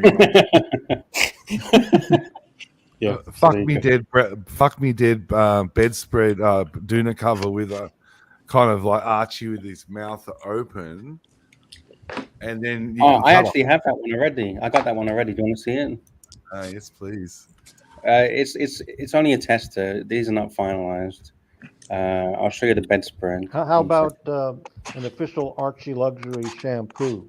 Instructions say use only once per week. Look at the face. There you go. Because it's like he's got his teeth like fuck. That's really good. Can you make the pillowcases with the picture that he has no shirt on? Yeah, we could do everything. Anything know- you want, we can make it happen. The other one that said business in the front, wingdings in the back, or something like that. Times New Roman. Okay, sounds good. You think people are going to buy this shit? Mm-hmm. You think people are going to buy it? I think I they will. buy the T-shirt that you showed before. Okay, cool. I don't think anyone's going to buy bedspreads. Good. All right, It'd cool. be a good T-shirt, though. Maybe. There's only one person in the Archieverse who's into bedspreads. Yes. I would stick to the basics: coffee mugs, T-shirts, and hoodies and hats. Yes, Patrick wasn't happy with me when I did that shtick with Curly about docs. He thought that was cruel of me. I do apologize. Curly led me down a dark way. Curly needed a dark humor. He needed a buddy to be dark. I'm just looking at the chat here. There was a comment here I found interesting. Scotty Clark, yeah. Guy I know stole a guitar 20 years ago. It was on local news 15 minutes later. It was Snowy White's Gold Top. He shit himself, returned it in an hour. An hour later, yeah. Great player. He plays the solo. I love that solo. You know, if you got the single version of Animals is just such a great record. It's an amazing record. And he plays a guitar solo. You know, the acoustic song at the start of Animals. The single has a guitar solo at the end. It's Snowy White. It's really cool. Yeah, I've watched all his stuff on YouTube, and I have a playlist, and he's a great player. Yeah. Someone had a good idea there. Make up Fuck Me Dead brand condoms. And you put Archie's face on the box for the package. That's good. So we had a little get together tonight. I don't know if anyone saw us on Archie. Yeah, I Were you saw on that. Yeah. I saw that. Yeah, it was I wasn't. cool. But, Yeah, I saw it. I saw Mr. Zozo there. I saw Mr. Zozo. Yep, me, Marco, Captain, Mr. Zoso, Anthony P, Cars and Chrono, Hoff, Bright Blue Comet. Am I missing? Hot Watcher. Am I missing anyone? I think I got everybody. Oh. Wow. No OC or Tim? No, Ah. there was just 10 of us. Wow. You eat something? Did you go? Were you eating steaks or where did you go? Yeah, we were at a Brazilian steakhouse in Midtown. Wow. Actually, Bob was supposed to come, one of the guys who watches the show, but he got ill today, so he had to cancel. But very nice. He sent bottles of wine over to the table. When we sat down, there was bottles of wine out, and they said, "Does anybody know Bob?" We were laughing. I'm like, "Yeah, I know Bob. He's not coming tonight. That's why we went from 11 to 10." I said, "Oh well, he sent this nice gift over. He gave us a couple bottles of wine." Nice. Yeah, it was fun. It was cool to hang out with Cars and Chrono. I know, I've talked to him so many years. I never met him before. He's a good guy. Can I ask a watch question? Because it's been perturbing me. And you're on, JJ. This thing about thin watches. Mm-hmm. Now I'm not. I know there's the ArchieLuxury, the thin one. Right. What's that one called? The Master Ultra Thin, the Master Control. That's it. Now there's the one I was looking at, the Piaget. They market that movement as. Is it the thinnest movement in the world, or is that something? Is that something else, or? Well, now Richard Mille did one with Ferrari. That one's like super, super thin. That's the thinnest, but it's like different technology, so I don't know if you really count that. But Piaget has always had like this, like one of the thinnest. That's like their thing. I mean, you want a thin dress watch, I guess. Just slender. It looks right. It looks nice for a dress piece. But they take it to a whole level of, basically engineering. What can you do? You know what I mean? Mm. Personally, I think once you get to a certain level of thinness, it doesn't really matter. I don't need it to be a sliver of like cardboard. Thin isn't a popular thing, is it? At the moment, it's not.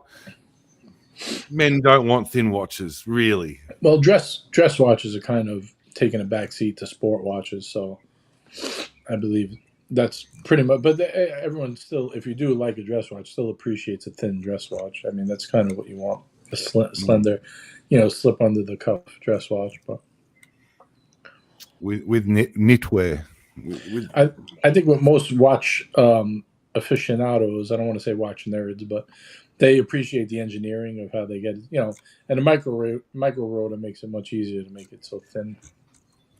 So that's what I don't get. That Piaget, to me, that's the Altiplano. I'm going to talk. I can't help myself, fucking lunatic. The Altiplano Ultimate. It looks amazing watch, because I've been looking at it in the flesh in the window at the Piaget AD here in Melbourne, but people don't like them. And is it just because of the value? Because they're not worth the money? Because they lose such value, they depreciate? Is it? Yeah, I mean, like anything else you buy, right? You would think you buy it, and it depreciates because when you sell it, it's used. It's not new anymore. But with certain hype watches, people are saying like, "Well, why should I buy that when I could buy one that could be worth more?" But they're not true collectors. The people, there's very few watch collectors who will spend tens of thousands of dollars because someone could make a slim watch. You know what I mean? Like, it's kind of a very niche thing. Yeah, to me, I just love the way it's, because to me, I always associate thin watches with the quartz thing. In the 80s, with quartz watches becoming thin because they had a battery and they could make a thin watch or whatever. But because I've only become aware of automatic thin watches recently.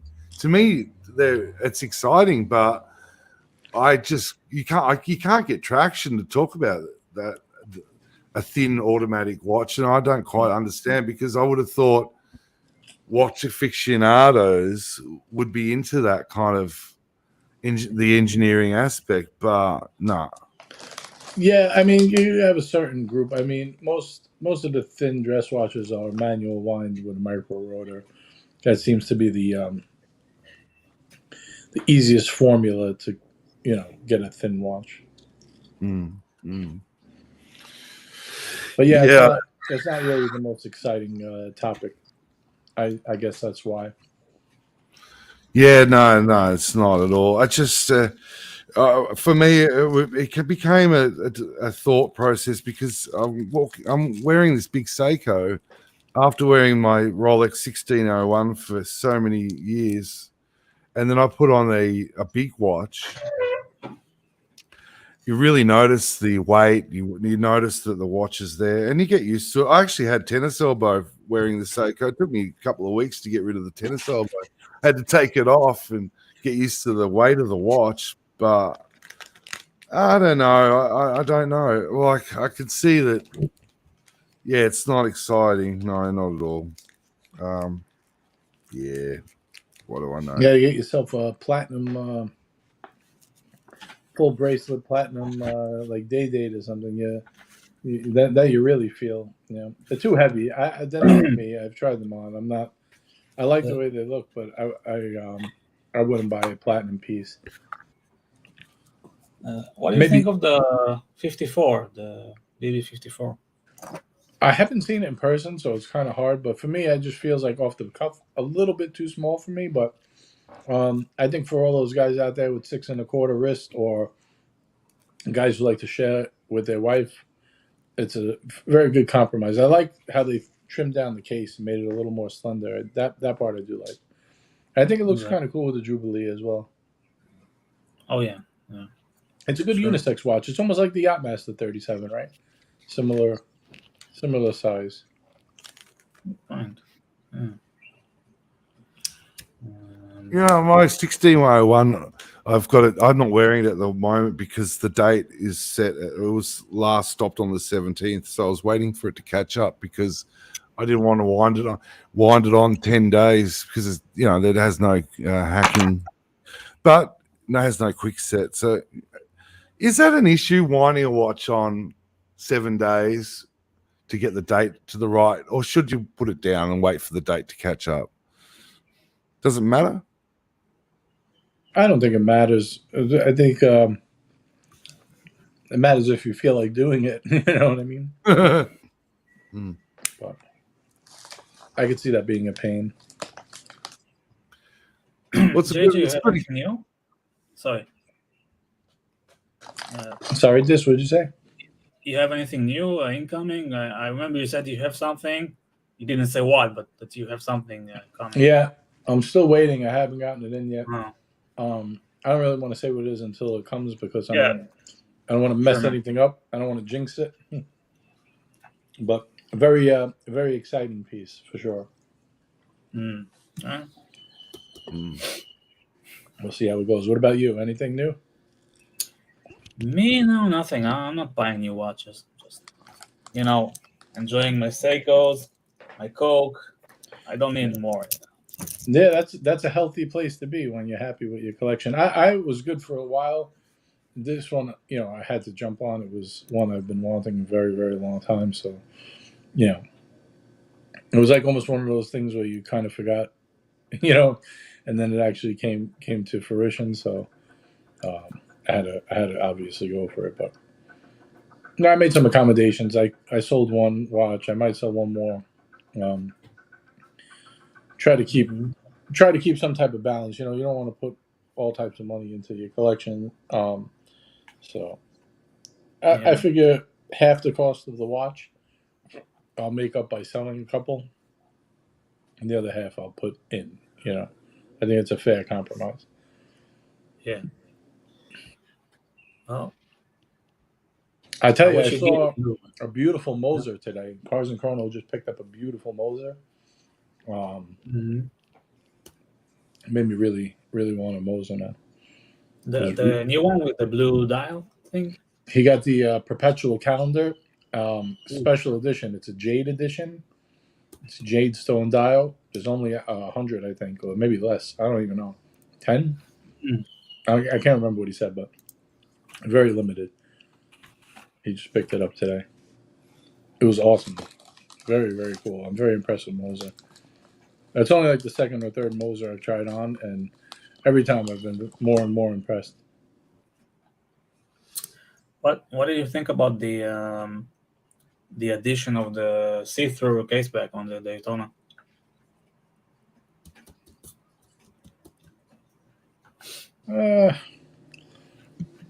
It's cool. I don't know. It's a sport watch, so to me, it's not a big deal. But I think it was the right model to do it on, kind of the flagship, most expensive Daytona. I feel like they're going to want to do maybe working their way down the line, doing gold next, and then that might be a thing for their flagship models to do display case backs. Yeah. I think a part of the charm of Rolex, though, having the solid case back, is that it's sturdy sport watch. And also, don't forget, a lot of people give these as gifts, or used to anyway, and engrave the back, right, with a nice message. That's kind of like a lost thing now, you know? Yeah. Do people still engrave watches? No, I never. What's Moser? I know nothing about Moser. Where do they fit in the watch world? What tier are they? I would say they're a mid-tier independent brand, but they make some high-quality stuff. You know, they're not like a Grubel Force or a FB Journe or an MB&F, but they're like mid-tier. But very high quality. They make some. I think their sweet spot is like their tourbillons. You can pick up like a used tourbillon on the market for like 35 grand, which is pretty good for a turb.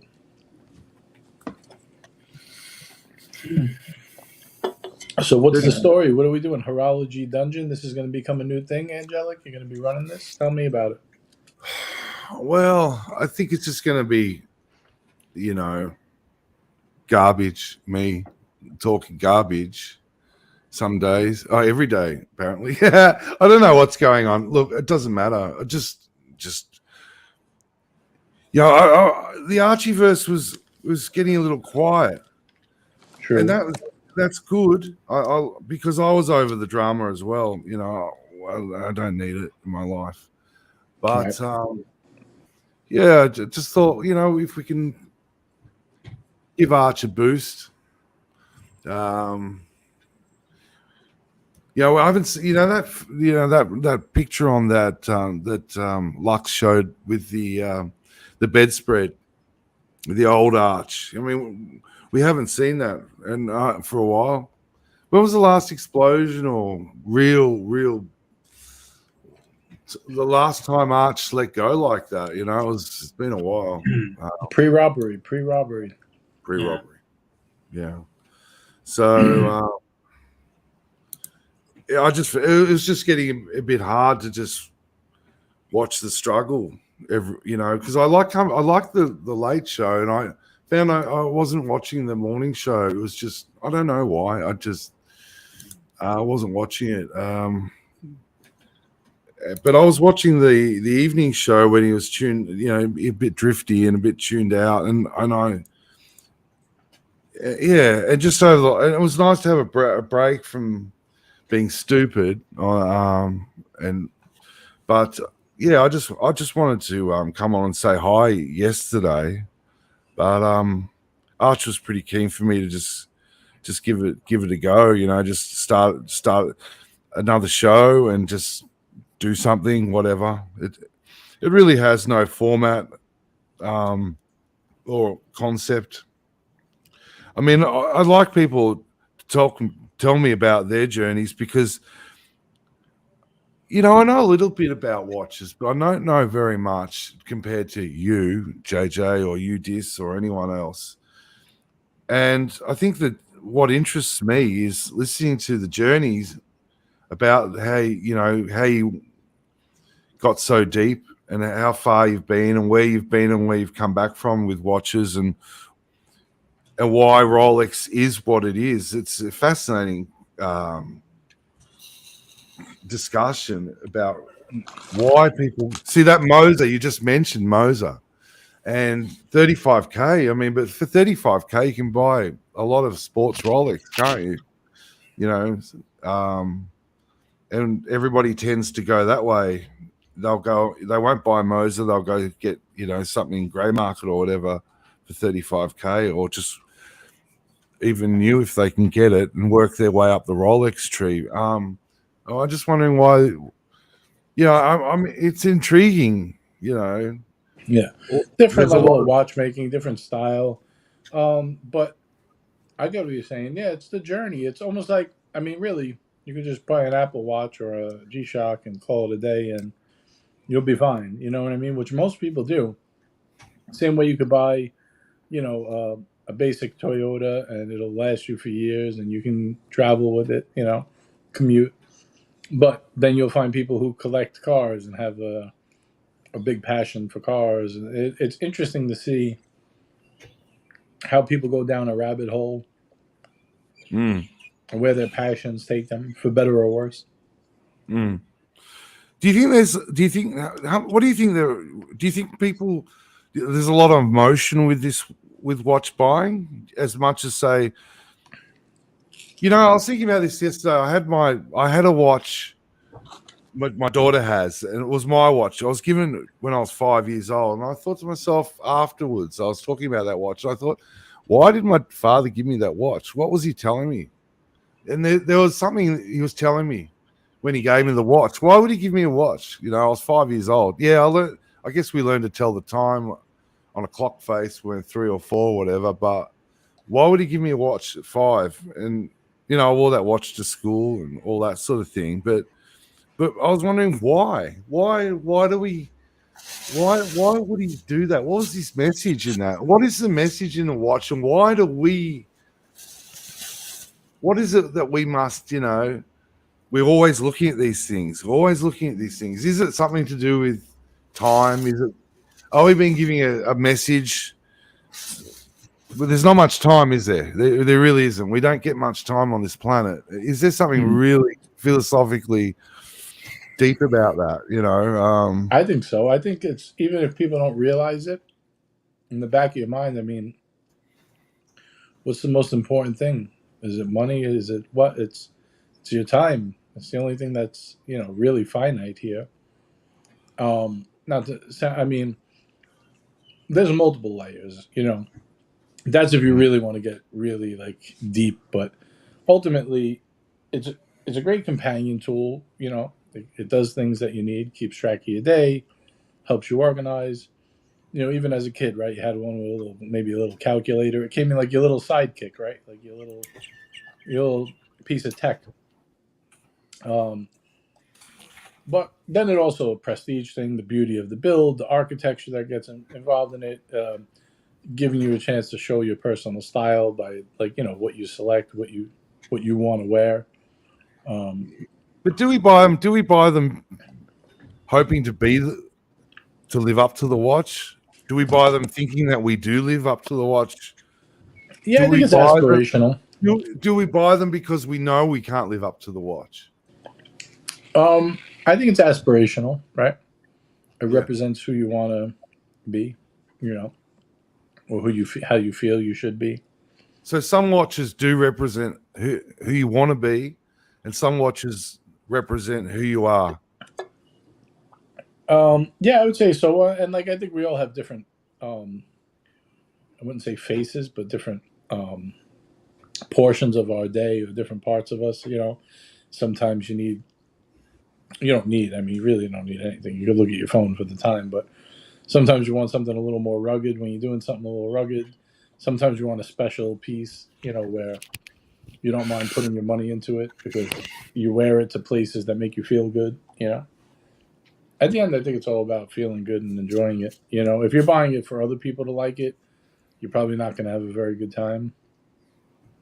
You know, I think you got to buy what makes you feel good. The thing with dress watches, being so far out of fashion? Is it because we don't like to think of ourselves as fancy men? Is it because we you know that's something that we find in the modern world to be ugly? I think it's just fashion, right? How fashion is taken on like lifestyle. I mean, I see kids today with sweatpants, socks, and flip flops. I say, what are these kids wearing? Like, I don't look at myself as old by any means, but I'm like, how do you go outside like that? Like, even as a matter of, I don't know. I guess it was different worlds growing up, maybe 30 years ago, but I wouldn't be outside. I wouldn't be caught dead with slippers on. What if something happened? Like you had to run or you had to do something, like just preparation, like, or you had a whatever. We were always laced up, jeans, sneakers, or whatever, whatever you're wearing, but like at least dressed normal. But then again, if you look back at like maybe in the 40s, like how did those guys look at us in jeans and sneakers when they were wearing shoes and pants and saying, "Look at this slob wearing jeans and sneakers"? So, I think slowly it's just been a society thing, and of course, watches followed. I mean, you got to realize back then watches were essential, right? Everybody had a watch. Watches made the world go round. Like there was no look at my phone or you know what I mean. Without a watch, if you were semi successful, you had to keep track of your day. And people were more dressed. Excuse me. Now it's just like a matter of Excuse me, sport. I have to take off. So thanks sorry. very much. And Thanks see you for- later, Angelic. Good luck. Thanks for coming, Crappy. Yeah, Later, see you Crappy. You're welcome anytime, man. Okay, see you. Thank you. Thank Bye. you. Do you remember what Serge Gainsbourg wore? No, I don't. Might have a look. See, Serge, he wore he wore the suits, didn't he, in the 60s, and then he moved into jeans with a jacket. Really, I'm just looking here. Watch. To me, that was highly influential. He's wearing Navitimer. That's right. He's got a Navitimer there. Yeah, Navitimer. You can pull it up if you want. He had that one. Yeah, here we go. It's a great photo. Let's bring it up. Under the cuffs. Let me go. Just give patience while I figure this out again. No problem. No, for God's sake. For anyone who doesn't know, Serge Gainsbourg was a French singer. I think he was an actor also. He was had a relationship with Charlotte, right? Charlotte Gainsbourg. What was her original name? I don't know. Anyway, he was an interesting guy. Oh, it's too small. Yeah, he's wearing another time. I'll try another picture. There's oh my God, internet. So let's go just find it. I'm not good at the internet. Guys, I'll be right back. I just got to step away from it. Okay. Best pieces from Serge Gainsbourg's jewelry box. That's interesting. I need to be. Yeah, he's got a Jane Birkin there. He's wearing a dress watch there. And then later on, where is it? Dress watch.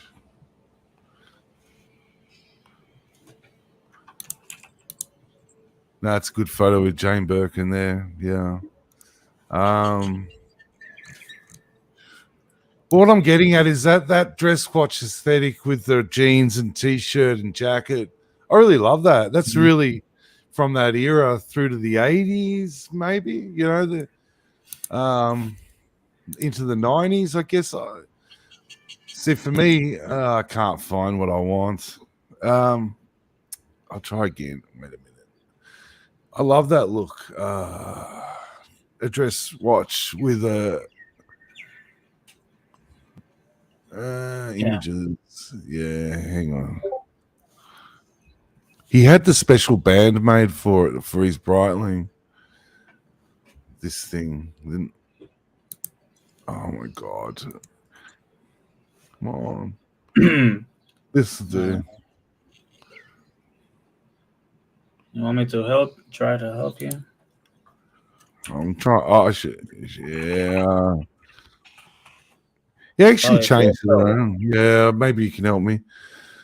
Please show, guys. Fuck, it's hard. Okay, I think I found what you want to show. Oh, actually, you want to show the Navi timer. Yeah, with that band, he had that with the circles in it, like a racing. Racing strap. Yeah, like a racing strap, but done in steel. It was a steel, like a bracelet. He put on the Navi timer. But earlier he had a bunch of dress watches. I really love that, but no one wants that anymore. Everyone wears the big Rolexes. I just love that look with the jacket over jeans. It's cool. Yeah. Wait, I'm sharing it. Just a sec. Yeah.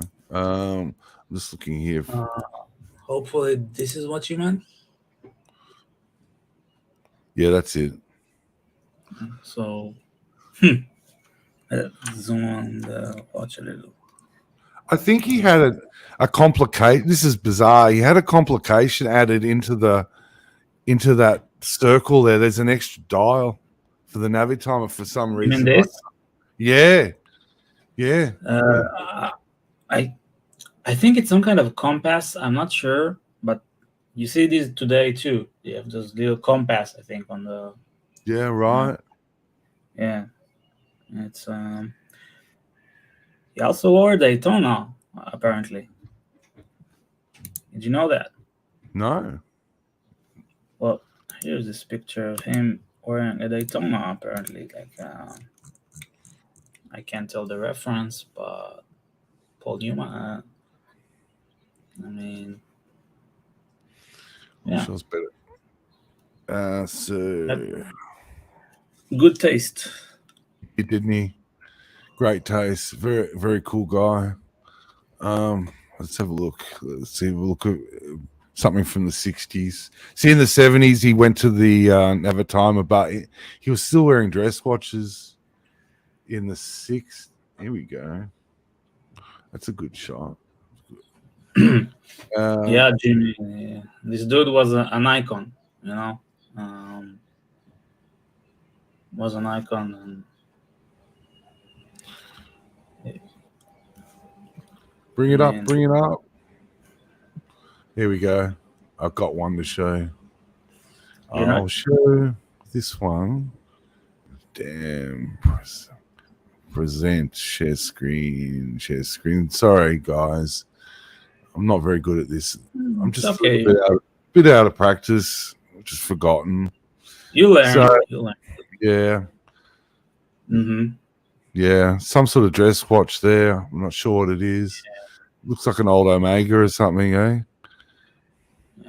Can you zoom? Yeah.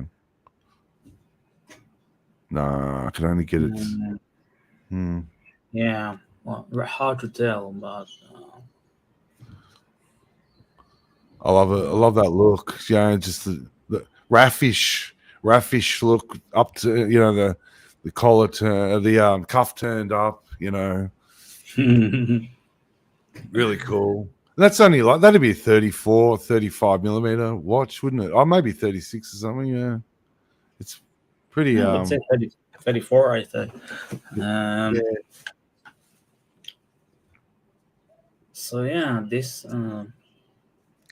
This guy has the most amazing style.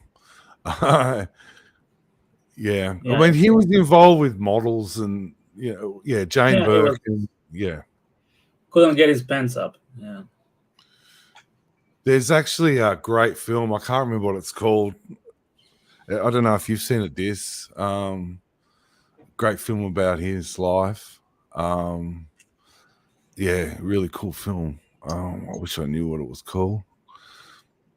But he sung Bonnie. You know, he had the hit Bonnie and Clyde. You know, if anybody knows the song. Yeah, but yeah, an interesting guy. But yeah, dress watches. Yeah, I don't know. I like him. I can't help but like him. You see all these Omegas, those old Omegas that just only $1,000 or Yeah. $1,500, and they look fantastic. You know, on a decent strap. The Omega Seamasters from the 60s, you know, the clean, no dates. You know, have you watched Mad Men? No. Well, No, I haven't. Don Actually. Draper. I did watch. Yeah. Oh, does he really? I'll pull it up. Yeah, cool. Yeah, he's got big ears. Yeah. I mean, he's not the sexiest man alive. Yeah, not that I have a right to say anything, but I mean, he's, you know, but it doesn't matter. He was a person. Yeah, like, you know, an icon. Well, let me pull it up. There it is. There it is. Look at this. You have that. I don't know what's it called. You know, like the lines. Yeah, well, it's a bit like a compass, isn't it? But it's not. Yeah, it's what do you call it? I don't know what you'd call it. Yeah, I love that. That's fantastic. Yeah. Yeah, that might be my next buy. I think something like that. Yeah. I mean, it's got a date, but just so you know, I don't know. I mean, when I think of a watch, I think about something like this. You know, that's what I think of. With a sort of bashed up jacket, you know. I used to go and buy my jackets from the op shop. Mm-hmm. You'd find some amazing like 70s jackets, you know, late 60s almost. I had this really cool grey jacket fitted, you know, pair of jeans and a nice shirt underneath, and that's kind of what I like to wear. And then I just this I would never wear except when I'm doing my when I'm doing all the work I want to do, you know. But if I get dressed to go out to the town or something, you know, the city, I'd put on that my old 1601 with my jacket, sort of, you know, looking a bit fucked up, you know. Yeah. Nobody wears a jacket anymore, you know. I mean, you can get, you know, I just love the jacket look, you know, scarf. In Melbourne, it's kind of still a thing with Super Chat, Jimmy. 550 Canadian. You're doing good, Angelic. Interesting chat, and thanks, Dis, for coming on too. Yeah, thanks, Dis. Thanks Jimmy. For the support, man. Thanks for the support. Yeah. Sector dial. Scotty says sector dial. Sector dial. Okay, thank you. Yeah. I want to show you. I had a Seamaster, a vintage one myself. I'm just looking to show you the picture. So, let me share the screen. So, yes. So yeah, this is. I was in Tel Aviv, you know, and there was like a vintage market, like out in the open, and I got it for 700 shekels. It's not expensive, and maybe they replaced something there. I don't know exactly. Maybe somebody said maybe the hands, but you know, just you know, it's so clean. I mean, I like the clean. You know, It is. It's a clean look, isn't it? It's thin too. They're thin. Yeah. Yes. Yeah. Is it right in saying that Omega in the 60s are almost on parity or above Rolex. I mean, Omega were pretty big in the 60s. You know, yeah, I don't know. Yeah, I mean that look is the 1601 or the Datejusts from that era. I mean, that's a totally different look to a Datejust, isn't it? I mean, the standard Rolex Datejusts. Yeah, it's more classic, isn't it? That's more classic than a Datejust with the. It is. It is. But I have to say this, and not because I'm a Rolex fanboy, because I'm not. But I mean, there are lots of, watches with this kind of aesthetic, and when you see a Datejust, it's pretty unique in the way. You understand what I'm saying? Yeah, it is. It was almost, yes, this is old. A lot that almost from the 40s. That 40s, isn't it? That's Bogart and moving along through the 40s up until the 60s. And then that case, the Rolex, the Oyster case has the lines. It's a totally different thing. But gee whiz, I love that look. I love the look of this Seamasters. I say, with an old jacket with holes in it, you know, you want the jacket to be pretty rough, you know, you know, and maybe with a hole in it, and then a scarf, and then one of these with the cuffs turned up, pair of boots. You know, you can wear boots with your jeans. That's my aesthetic anyway. Probably more than wearing the 1601. You know. I don't know where the 1601 fits in really. It's like an in-between watch. It's not quite the sub, is it? And it's not. You know what I'm saying? Like, you've got that look, that classic look. Then you got the Datejust, but it's neither the classic look of the old style watches or the modernized the sports watch. So it's sort of in between. Does that make any sense? Yeah. Let me show you something. Yeah, sure. I think this is the first time in ArchieLuxury history that this watch from this brand is shown on screen. But if you can see, this is the HMT Janata. Sorry if I pronounce it wrong. It's an Indian brand. Very popular in India. They shut down a few years ago. The very, very simple, clean, not so accurate, but it has like some kind of citizen movement. But I think it was like $50. And wow. I mean, it's cool. It's not Omega, but it's similar, isn't it? It's similar. What's that? 35 or something? 35 mil or 6? I think it's 35. Yes. Yeah. It's a good look. Yeah, it's a good look. The sports watches, I don't know. I tend to just as I was talking on the stream the other day, I had the first decent series. I bought the Rolex Sea Dweller pre-ceramic. I just couldn't come to grips with it.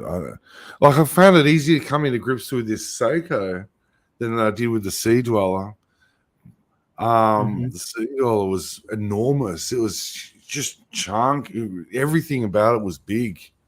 It sat up big. It was just big. I just found it really hard to come to terms with it.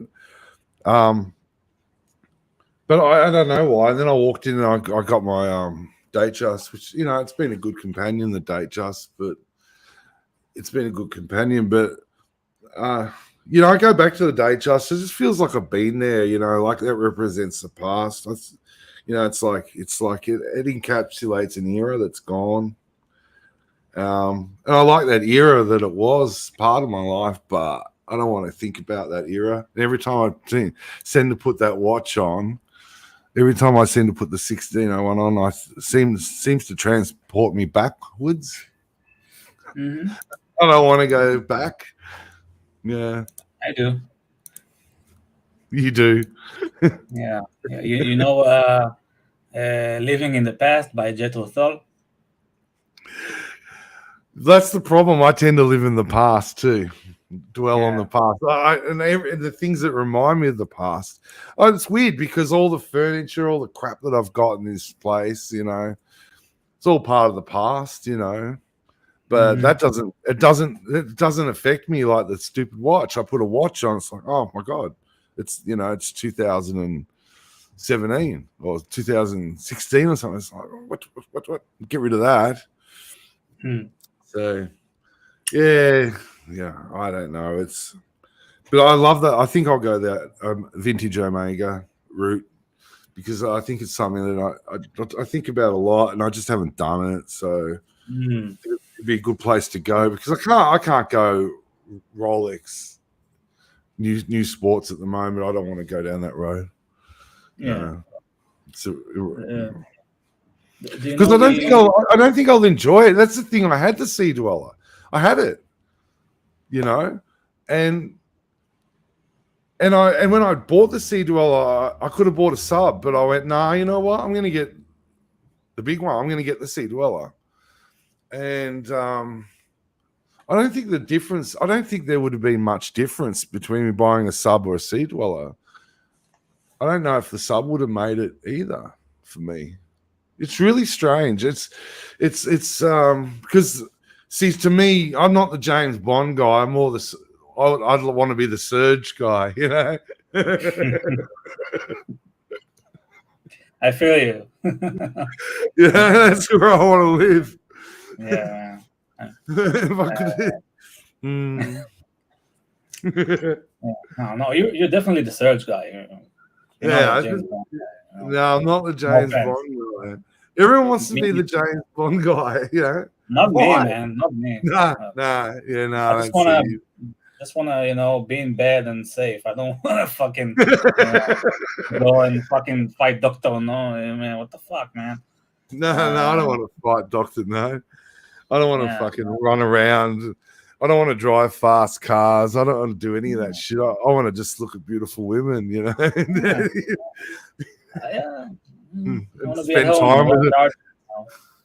Spend time with a beautiful woman. That's my life's dream. Has been that. I mean, well, you achieved that dream.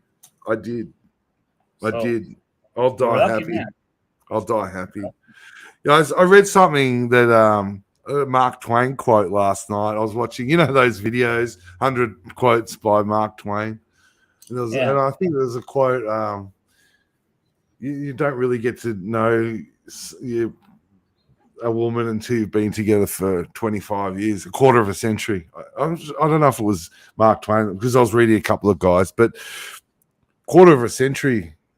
Yeah, I agree with that. It took me a quarter of a century, I think, to get any love out of my wife. Yeah. You know what I mean? It's like being with a beautiful woman and living a life. It's not about you; it's about her. To me, beautiful women are everything in life. Everything else doesn't matter. I don't care. Okay. And it's not about the sex. It's not about a sexual thing. It's just there's only one good sex, and that's women. That's a Mark Twain quote. I don't know how it will pass today, but Well, there's all this stuff about, my sons are going on about Stoicism and Marcus Aurelius and the Stoic philosopher, this stuff. And my oldest, he broke up with. Oh, look, mate, you just broke up with a girl. Come on, dude. You don't have to go into the big. It's not about going into Stoicism, really. But I was talking to him last night, and I said to him, I said, oh, I said, you could go the other way and go William Blake, the road of excess leads to the palace of wisdom, and the whole Rimbaud and then the Jim Morrison thing where that's all about excess. I said to him, every time if you take on board a philosophy, you're actually limiting who you are, and you're becoming someone that you're not, because you're actually using something from outside to motivate your mind. So while Stoicism, it can seem appealing at certain times in our life, and it does work, there's no question. Stoicism is a wonderful philosophy, but to live within those borders, within that, I mean, you're just shutting yourself off from a whole other bunch of thinking. Yeah. I think Stoicism is beautiful. I've read some Seneca, Aurelius, but I think that you can really, put it into practice if you live in, Rome of 300. I mean, today it's so hard to be stoic. At least I think so. I think so. Yeah. I don't know if it suits us today. And I said to him, look, you got to understand that Marcus Aurelius, he'd seen the progression of emperors, and there was a lot of bad emperors. So he was influenced by that to become a Stoic, that by attempting to run the empire better, he was looking. So that appealed to him because he'd seen the excess of previous emperors or emperor, but it was well known, I guess, in Rome that emperors were excessive. So he was influenced by that, the concept of how to run the empire better. So that affected his thinking and why he became what he did, I guess. But yeah, it's a beautiful thing, but so is the poetry of the poetry of the Romantics. I find that and the influence of the Romantic poets and whatnot. I guess I'm waffling on too deep, or not deep, not quite deep enough. It's your show, man. I'm having fun, so. I always found solace in Arthur Schopenhauer. He's my hero. Who? Schopenhauer. Ah, yes, Schopenhauer. Yeah. It reminds me of something. Another thing that was interesting that's come up, that a while ago, about a month ago, my oldest found Fight Club. Do you know Fight Club with Brad Pitt? Of course. Yeah, and he saw this movie and he came in and he said, "Dad, you seen Fight Club?" And I just went, "Oh, here we go." You finally found Fight Club. All right. Tell me what you think. And in Melbourne here, it's actually become that's really appealing to the young people. They're that concepts that are in Fight Club, and they're having real troubles down in the southeastern suburbs because all these kids are having these fight clubs. So it's a thing with these young blokes. This stoic, yeah. Well, the boss is here. Yeah. Hey, you're the boss. I'm not the boss. I just came on. I came back from the dentist. You know what he said to me? He said, "What's wrong?" I go, "What do you mean?" He goes, "You're grinding your teeth." He said, "What's wrong?" He knew that the burglary. I said, "Oh, actually, it's funny. The burglar." He goes, "Yeah, I can see." He said, "Don't grind too hard or else you'll have nothing left." How are you, Angelic? It's great to have you here. I love it. This is a great story time.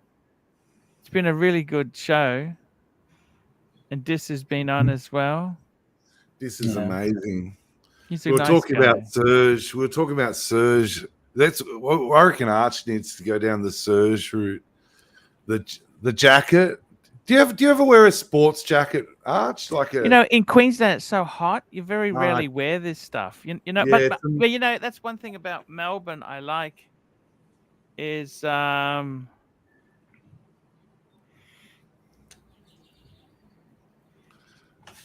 Melbourne, it's what we wear. Yes, but it's sports jacket. It's a muso thing, you know. Scarf, old sports jacket.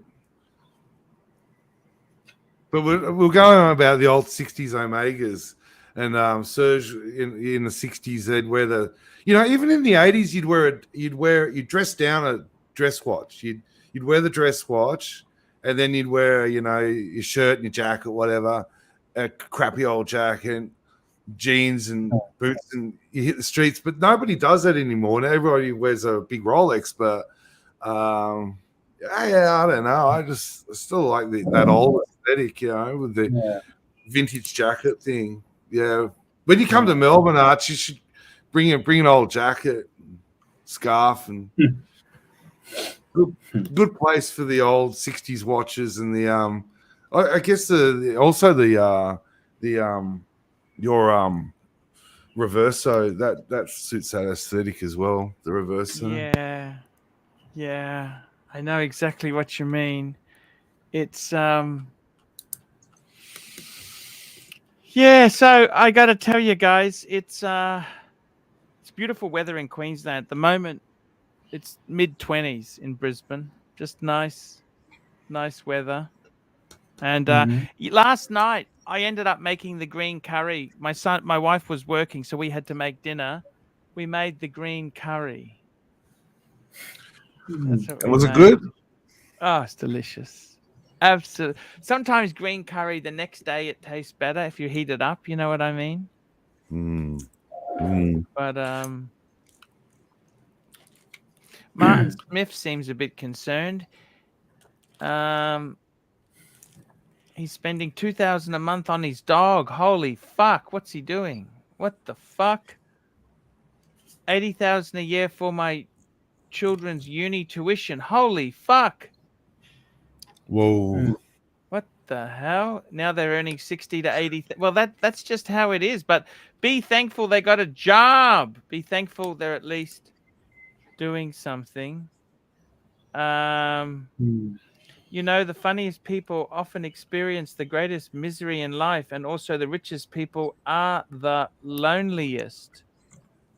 Yeah, I actually that can. Often these comics, Jerry Lewis, they were tragics themselves. They're miserable fucks themselves. Benny Hill. Jerry Lewis. Have you heard of that film that's hidden away that he made that wasn't released? It's meant to be very, very dark. Yeah. Is that okay? I saw he was apparently a bit of an asshole later on in life. Yeah. Yeah, he had I guess so. I mean, yeah. Well, you know, it's the thing. The old thing. It's when the great artists. You have your peak, and then it's all downhill from there, isn't it? I mean, you know, you don't listen to. I mean, late Pink Floyd albums, you'd listen to what Momentary Lapse of Reason, and sort of throw it out the window, you know. Yeah, he wasn't very happy, was he? But there's a film he made that was quite sad at the end of his life? He made it. No, he was making it in the I can't remember, in the 60s, I think, and they shelved it or something in the 70s. It's very, very sad and dark. I think, you know, it must be a catch-22 for these people that get seriously famous being comics when they have some other or comics or any people that get famous or rich or whatever. If you are intellectual, maybe there was an intellectual element about Jerry Lewis that never saw the light of day. I don't know. Because he got sick of playing the clown.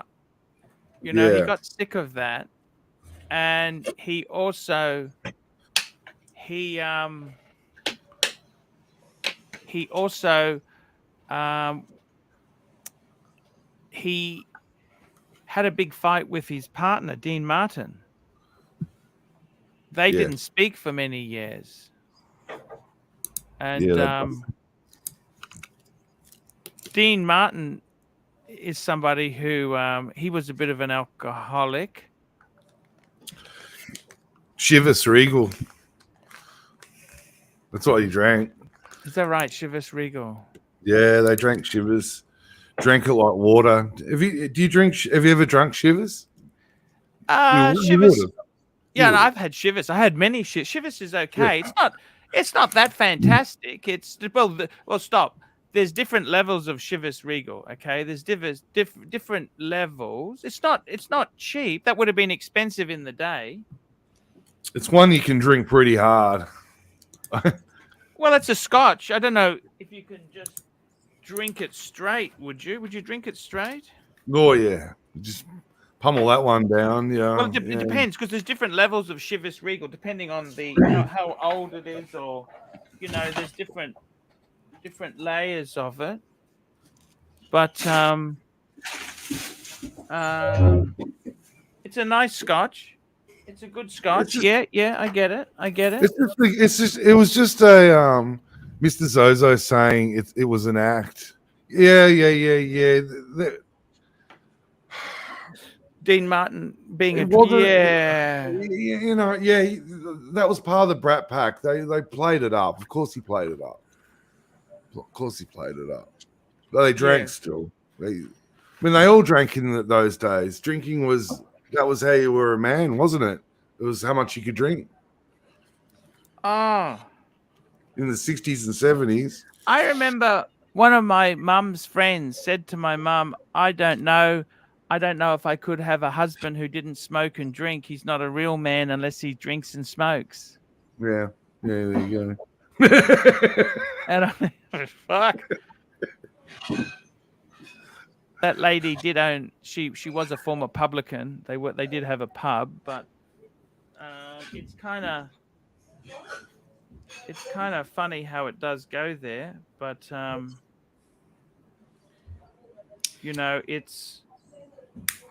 it is a tricky world we live in. It is very tricky. By the way, I think you got to take steps to be happy. Someone sent me a calendar which had mullet haircut on, and just to ship me off. So I actually bought a new calendar, this time on trams. Oh, it's got a Melbourne tram. Yeah, this is all trams all over Australia. I like trams. I went on the bus. I went on the bus the other day. I went on the bus and it was a lady bus driver. And I got on the bus and I went and sat down and she took off. And man, she was hammering this bus. And wow, I thought, wow, the motor, the power of the bus. Remember those buses with the Mr. Zozo? I know these buses. You know the ones with the Detroit diesel? Yeah. Those ones that with the bubble windows on the front. Yeah. They have that motor. Oh my god, they were cool. I love buses. Yeah. So this has got some old Melbourne trams. Yeah, it's beautiful. I like these historic trams. Remember that? Yeah. Tiny houses now. People use them for tiny houses. I love. I think the whole tiny house concept is amazing. You know that? That's the newer trams are like that. Oh, sorry, Mr. Zozo. You used to see him at the start. I remember. Flinders Street. Flinders Street. You were there. You were there with rat number 2. You saved his ass. Remember, you saved him from the criminal. Well, no one appreciates that, mind you. I did. I appreciated that. That was a great story. Yeah, Chloe down there at that's right. In Jackson's. Was it Jackson? Young and Jackson. Yeah. Yeah, it's that's the way there. How did you find the show today? Tell me this. How was the show?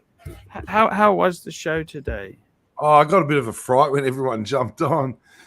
Yeah, I know. I kind of, yeah. I thought it was. I expected to be just doing it on my own, like I was just gonna, just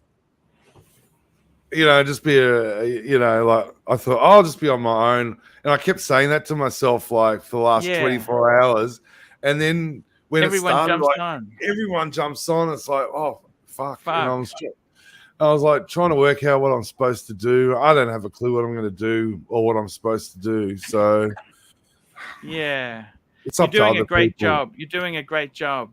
Well, it's up to other people. Other people make these things. Everybody, I just want to be a host. I think that would be cool. Just to host people's stories. I find people very interesting, and the whole journey, and watches tie into our lives so much.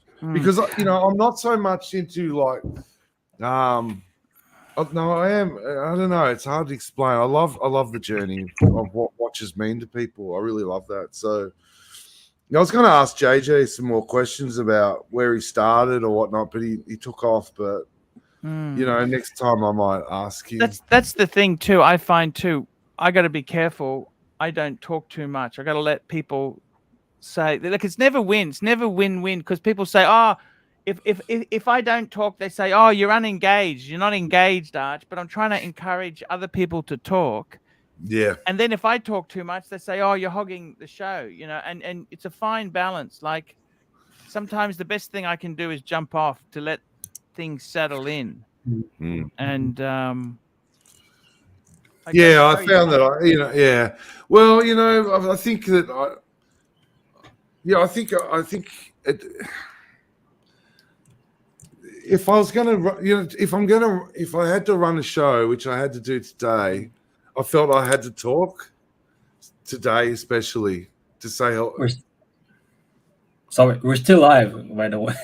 Yes, no, we know. We know. It's all right. We're just that's the thing. We like to make it like that. Yeah, that's okay. We just like to chat. I'm trying to figure it out, because I was thinking, well, the Angelic Slayer, what is that? What is this guy? What am I doing? And I think where it worked with Narc and Curly was where I just kicked back a bit, but I felt like, well, I better say a few things today and talk a bit today and get used to talking again. Try and find my calm mix. Yeah. But yeah, usually I really wouldn't necessarily. I don't have much to say, so I'd rather listen to what people have to say. But today I felt like, I better speak because I don't know. Here I am. So, yeah, I don't know if that's a good thing or a bad thing, but I don't think it really matters, At the end of the day, people, I think it's fantastic, to be honest with you. I'm a bit scared of the silence in between things still. That's okay. Yeah. Dead air, it's okay. Dead air. Yeah, it's okay. Dead air. It's okay.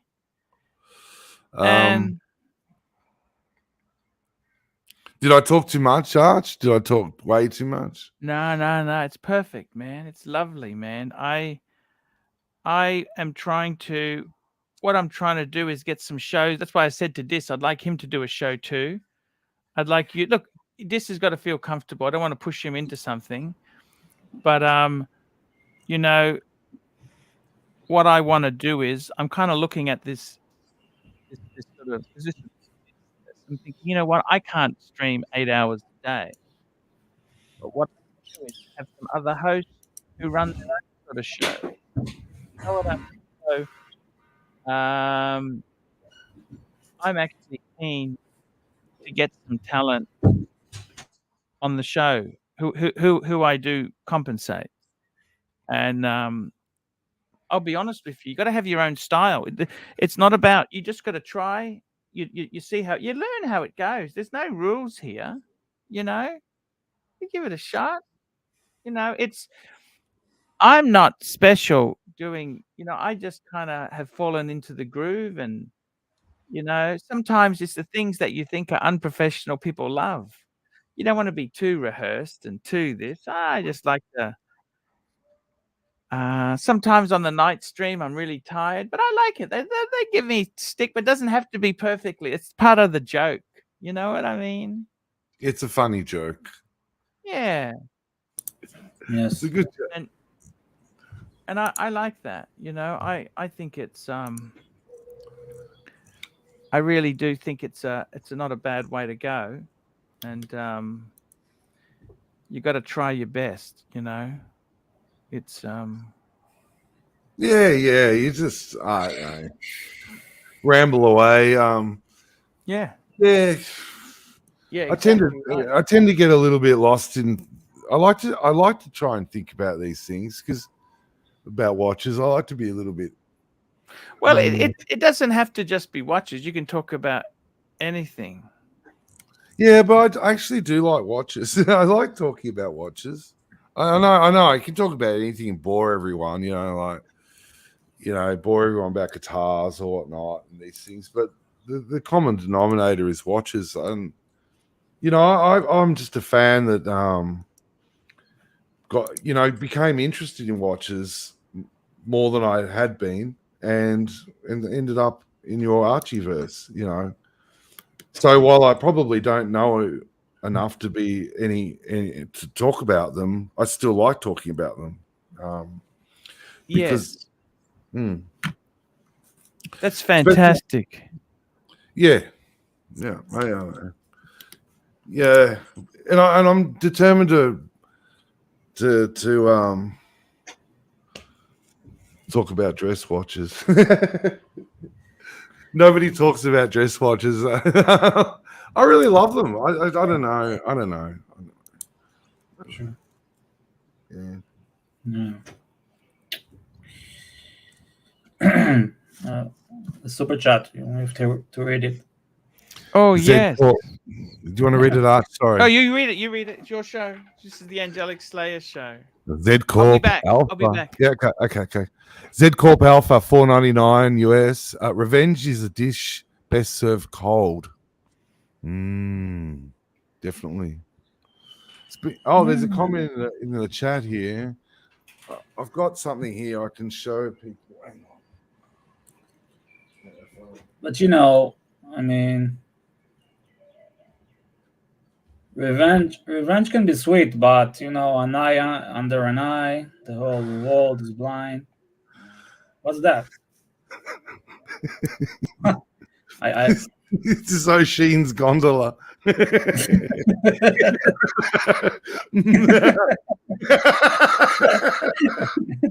Oh, O'Sheen, get in. I said, get in.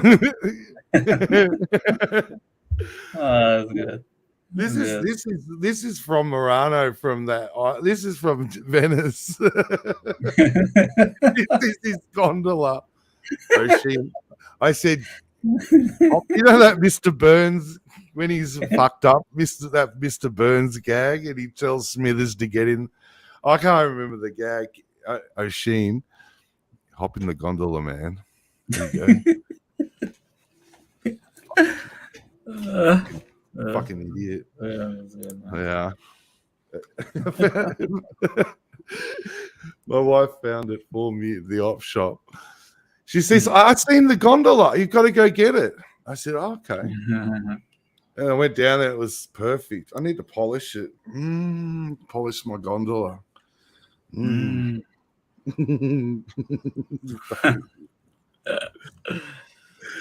See, it's even got the sticker. It's still got the sticker on it. Does it have the writing on it? Yeah, Venetian glass. Yeah. Yeah, get in, Smithers. And then he pulls the gun on him. I said, get in. get in, O'Sheen. Dear. Yeah, it's actually probably worth $30, O'Sheen. It's about all you're worth, though, Sheen. There's a big. I should use this. We need to use this as the thumbnail. Yeah, for sure. Ah, Yeah. let's put it over here out of harm's way. It's actually an ashtray. I should use it. Actually, it's actually an ashtray. See, it's got the so I can roll up and I can have a smoke. Yeah. Butt it out in O'Sheen's gondola.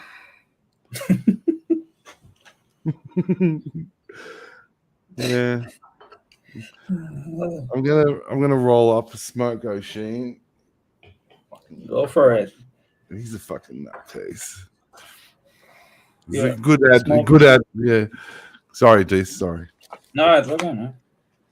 You smoking only tobacco or also, No, I'm off the. I haven't smoked the weed. Oh. I had this. My son's got a friend, and he's struggling with. He smoked weed since he was 12. He's one of them guys. He started young, and he's very bright. But he keeps he's off it, but he gets back on it and he stays on it. Mhm. And because of my son's Crohn's, alcohol really doesn't work for my son. So I said, all right, I'll smoke a bit of weed with you. Oh, I see. Yeah. So I thought, okay, I'll smoke a bit of weed with the boys. Yeah. And show them how to get off it. Yeah. And I smoked for, I think it was 6 weeks. On no shit, I was smoking fucking all day, just completely wasted. Just laughing, carrying on. It was funny. It was fun, and it was funny. And my son's friend would bring the stuff over and give me half, and I just smoke it down, and I'd be smoking it like a trooper, right, like an expert. Yeah. And then I just said, all right, that's it. I'm not smoking anymore. And everyone would look at me and go, these boys will look at me and go, what do you mean? I said, that's it. I'm not smoking. That's it. It's done. The party's over, guys. I'm stopping. Because they don't know how to do it yet. They don't know how to get off this shit. Oh, I see. Got you. So I wanted to show them that it's possible. You can get off this shit. Yes. Yes, I see what you're saying. And the only way to show them was to lead by example. Get on it and then get off it. Yes. And then I did it again. They didn't. I don't think he believed me the first time that I could just stop. His friend, and I said, all right, and I started up again. I smoked another half and another half, like another ounce over 2 weeks. Yeah. And then I just stopped. And they'd go, well, how are you doing it? And it's just like, well, you just stop. Yes. The party's over. That's it. Exactly. So, yeah. So there's a method to my insanity, but I was... and at my age, I can't. I got very, very fucking tired smoking all that weed. Yes. Yes, it makes you tired. Exactly. Yeah, it makes you very tired. Yeah. Yeah. And it's, but yeah. And so anyway, so my son, he was like, he'd green, well, they call it greening out. Like my son, he'd smoke. And then he just went into the bedroom, just in the bed, just going, he's really, and his mate was just, smoking. But now his mate stopped. And I'm hoping that his mate can stay off. We'll see how it goes. I'll ask for an update soon because he's a really good guy, really bright. He just started smoking young, got used to it. He got used to. Can I share an Alan Watts quote with you? Yes, please. Yeah. Okay. The secret of life is knowing when to stop. There you go. There you go. There you go. It's perfect. That's why, that's why I'm here, Arch, because you're a philosopher. So many of your videos have those connotations. They're amazing. Your videos are amazing, man. So many of the things you said over the journey. Yeah, you're modern Is this day. substantial or small serve? That's small. So, no, hang on. Is that the same bowl? No, it's a jumbo bowl. Okay? Exactly. It's a little bit bigger. Okay, I'm sorry. Okay, I'm a bit hungry. That's still substantial. Okay. Don't listen to the naturopath. You know, there's only one thing worse than naturopaths. You know, what are those guys that stretch your arms? Chiropractors. Yeah, chiropractors.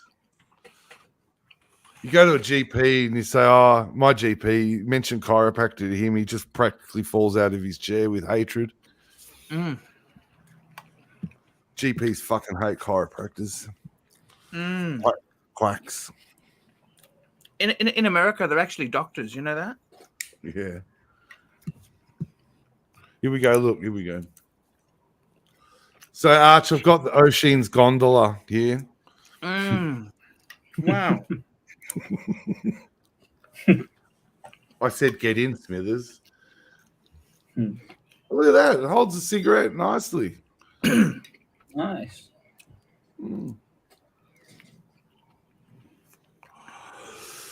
Yeah, so fuck. So no, but I'll probably get that's the thing about the weed. Once you're on and off it, aren't you? Do you smoke it, then you don't smoke it, or you don't smoke it anymore? I smoked enough. I stopped. But I want to smoke again.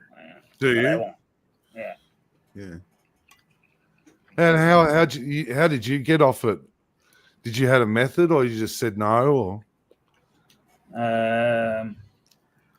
I went to a mental ward. Really? Yeah. It drove me off the tracks, man. Yeah. I lost it. I was manic, and fucked up my brain. So. It does.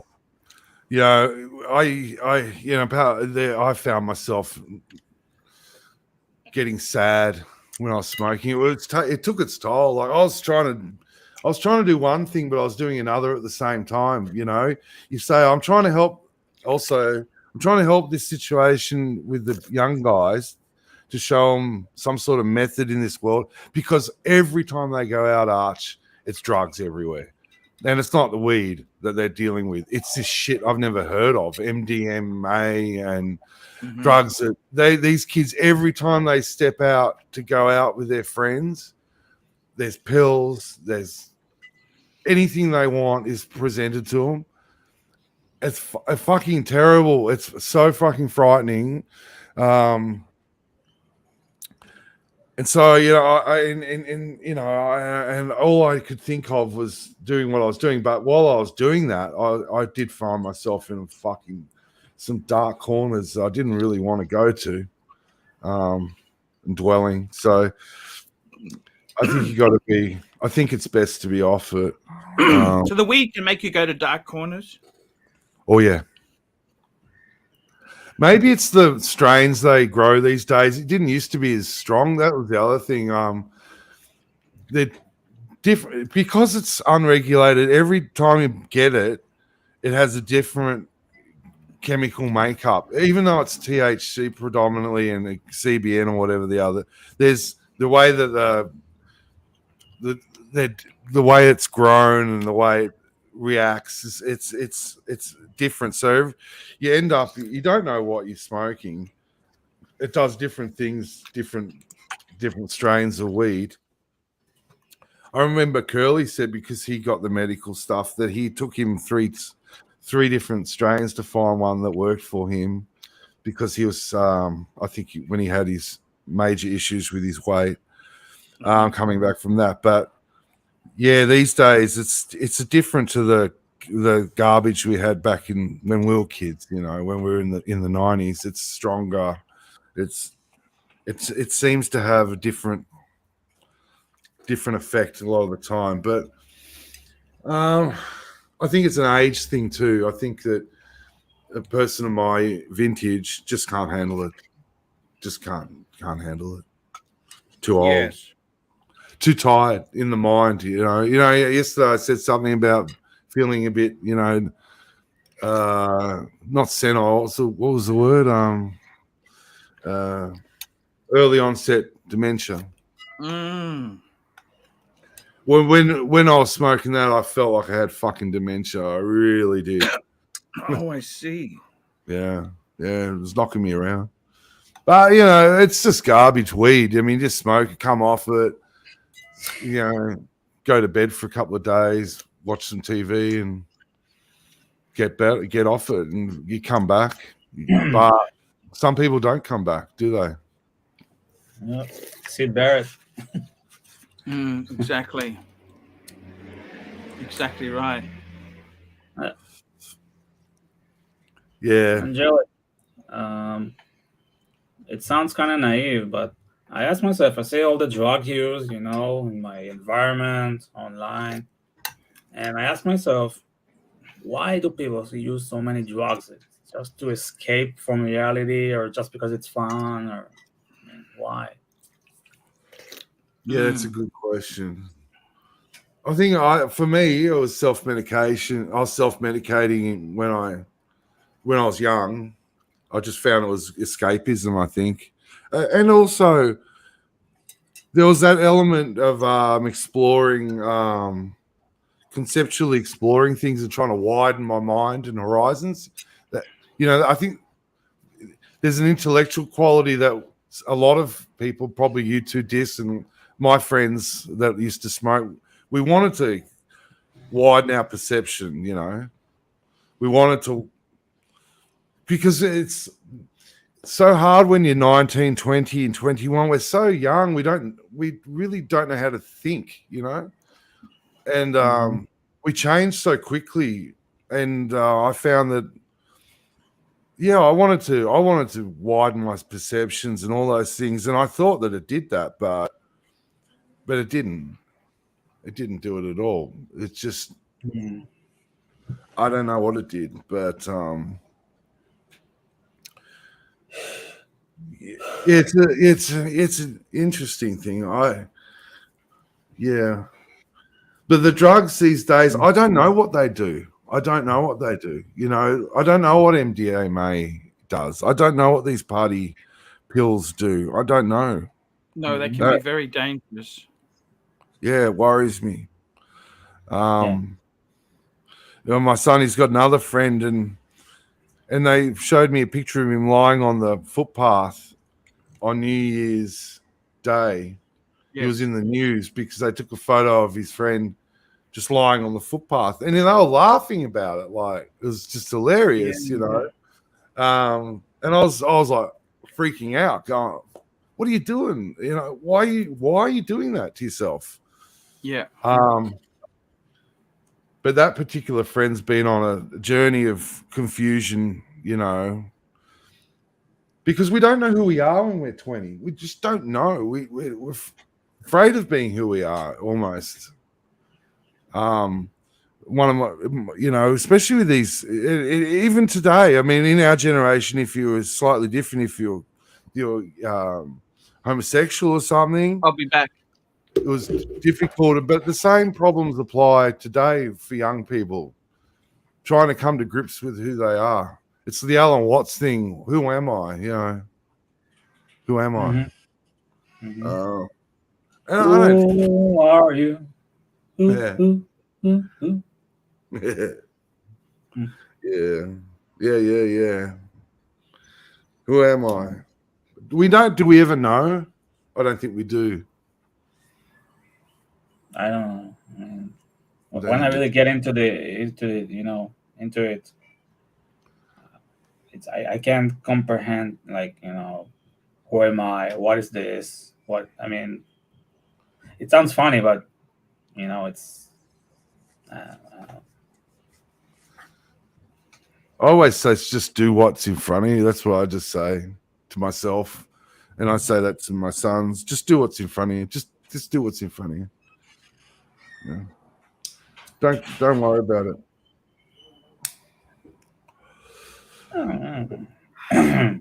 That's the Alan Watts thing. I was trying to, I was playing my son some Alan. That's what I do last night. Like I sat around with my oldest. We listened to Alan Watts I was playing him some Alan Watts stuff. He was doing the dishes, and he was talking about the Stoicism. I said, hang on, let me play some Alan Watts. And yeah, I like Alan Watts. He's quite interesting concept. Hey guys, I'm going to have to leave in a minute. I don't know if you guys are shutting down or keep going. Shut it down, Diz.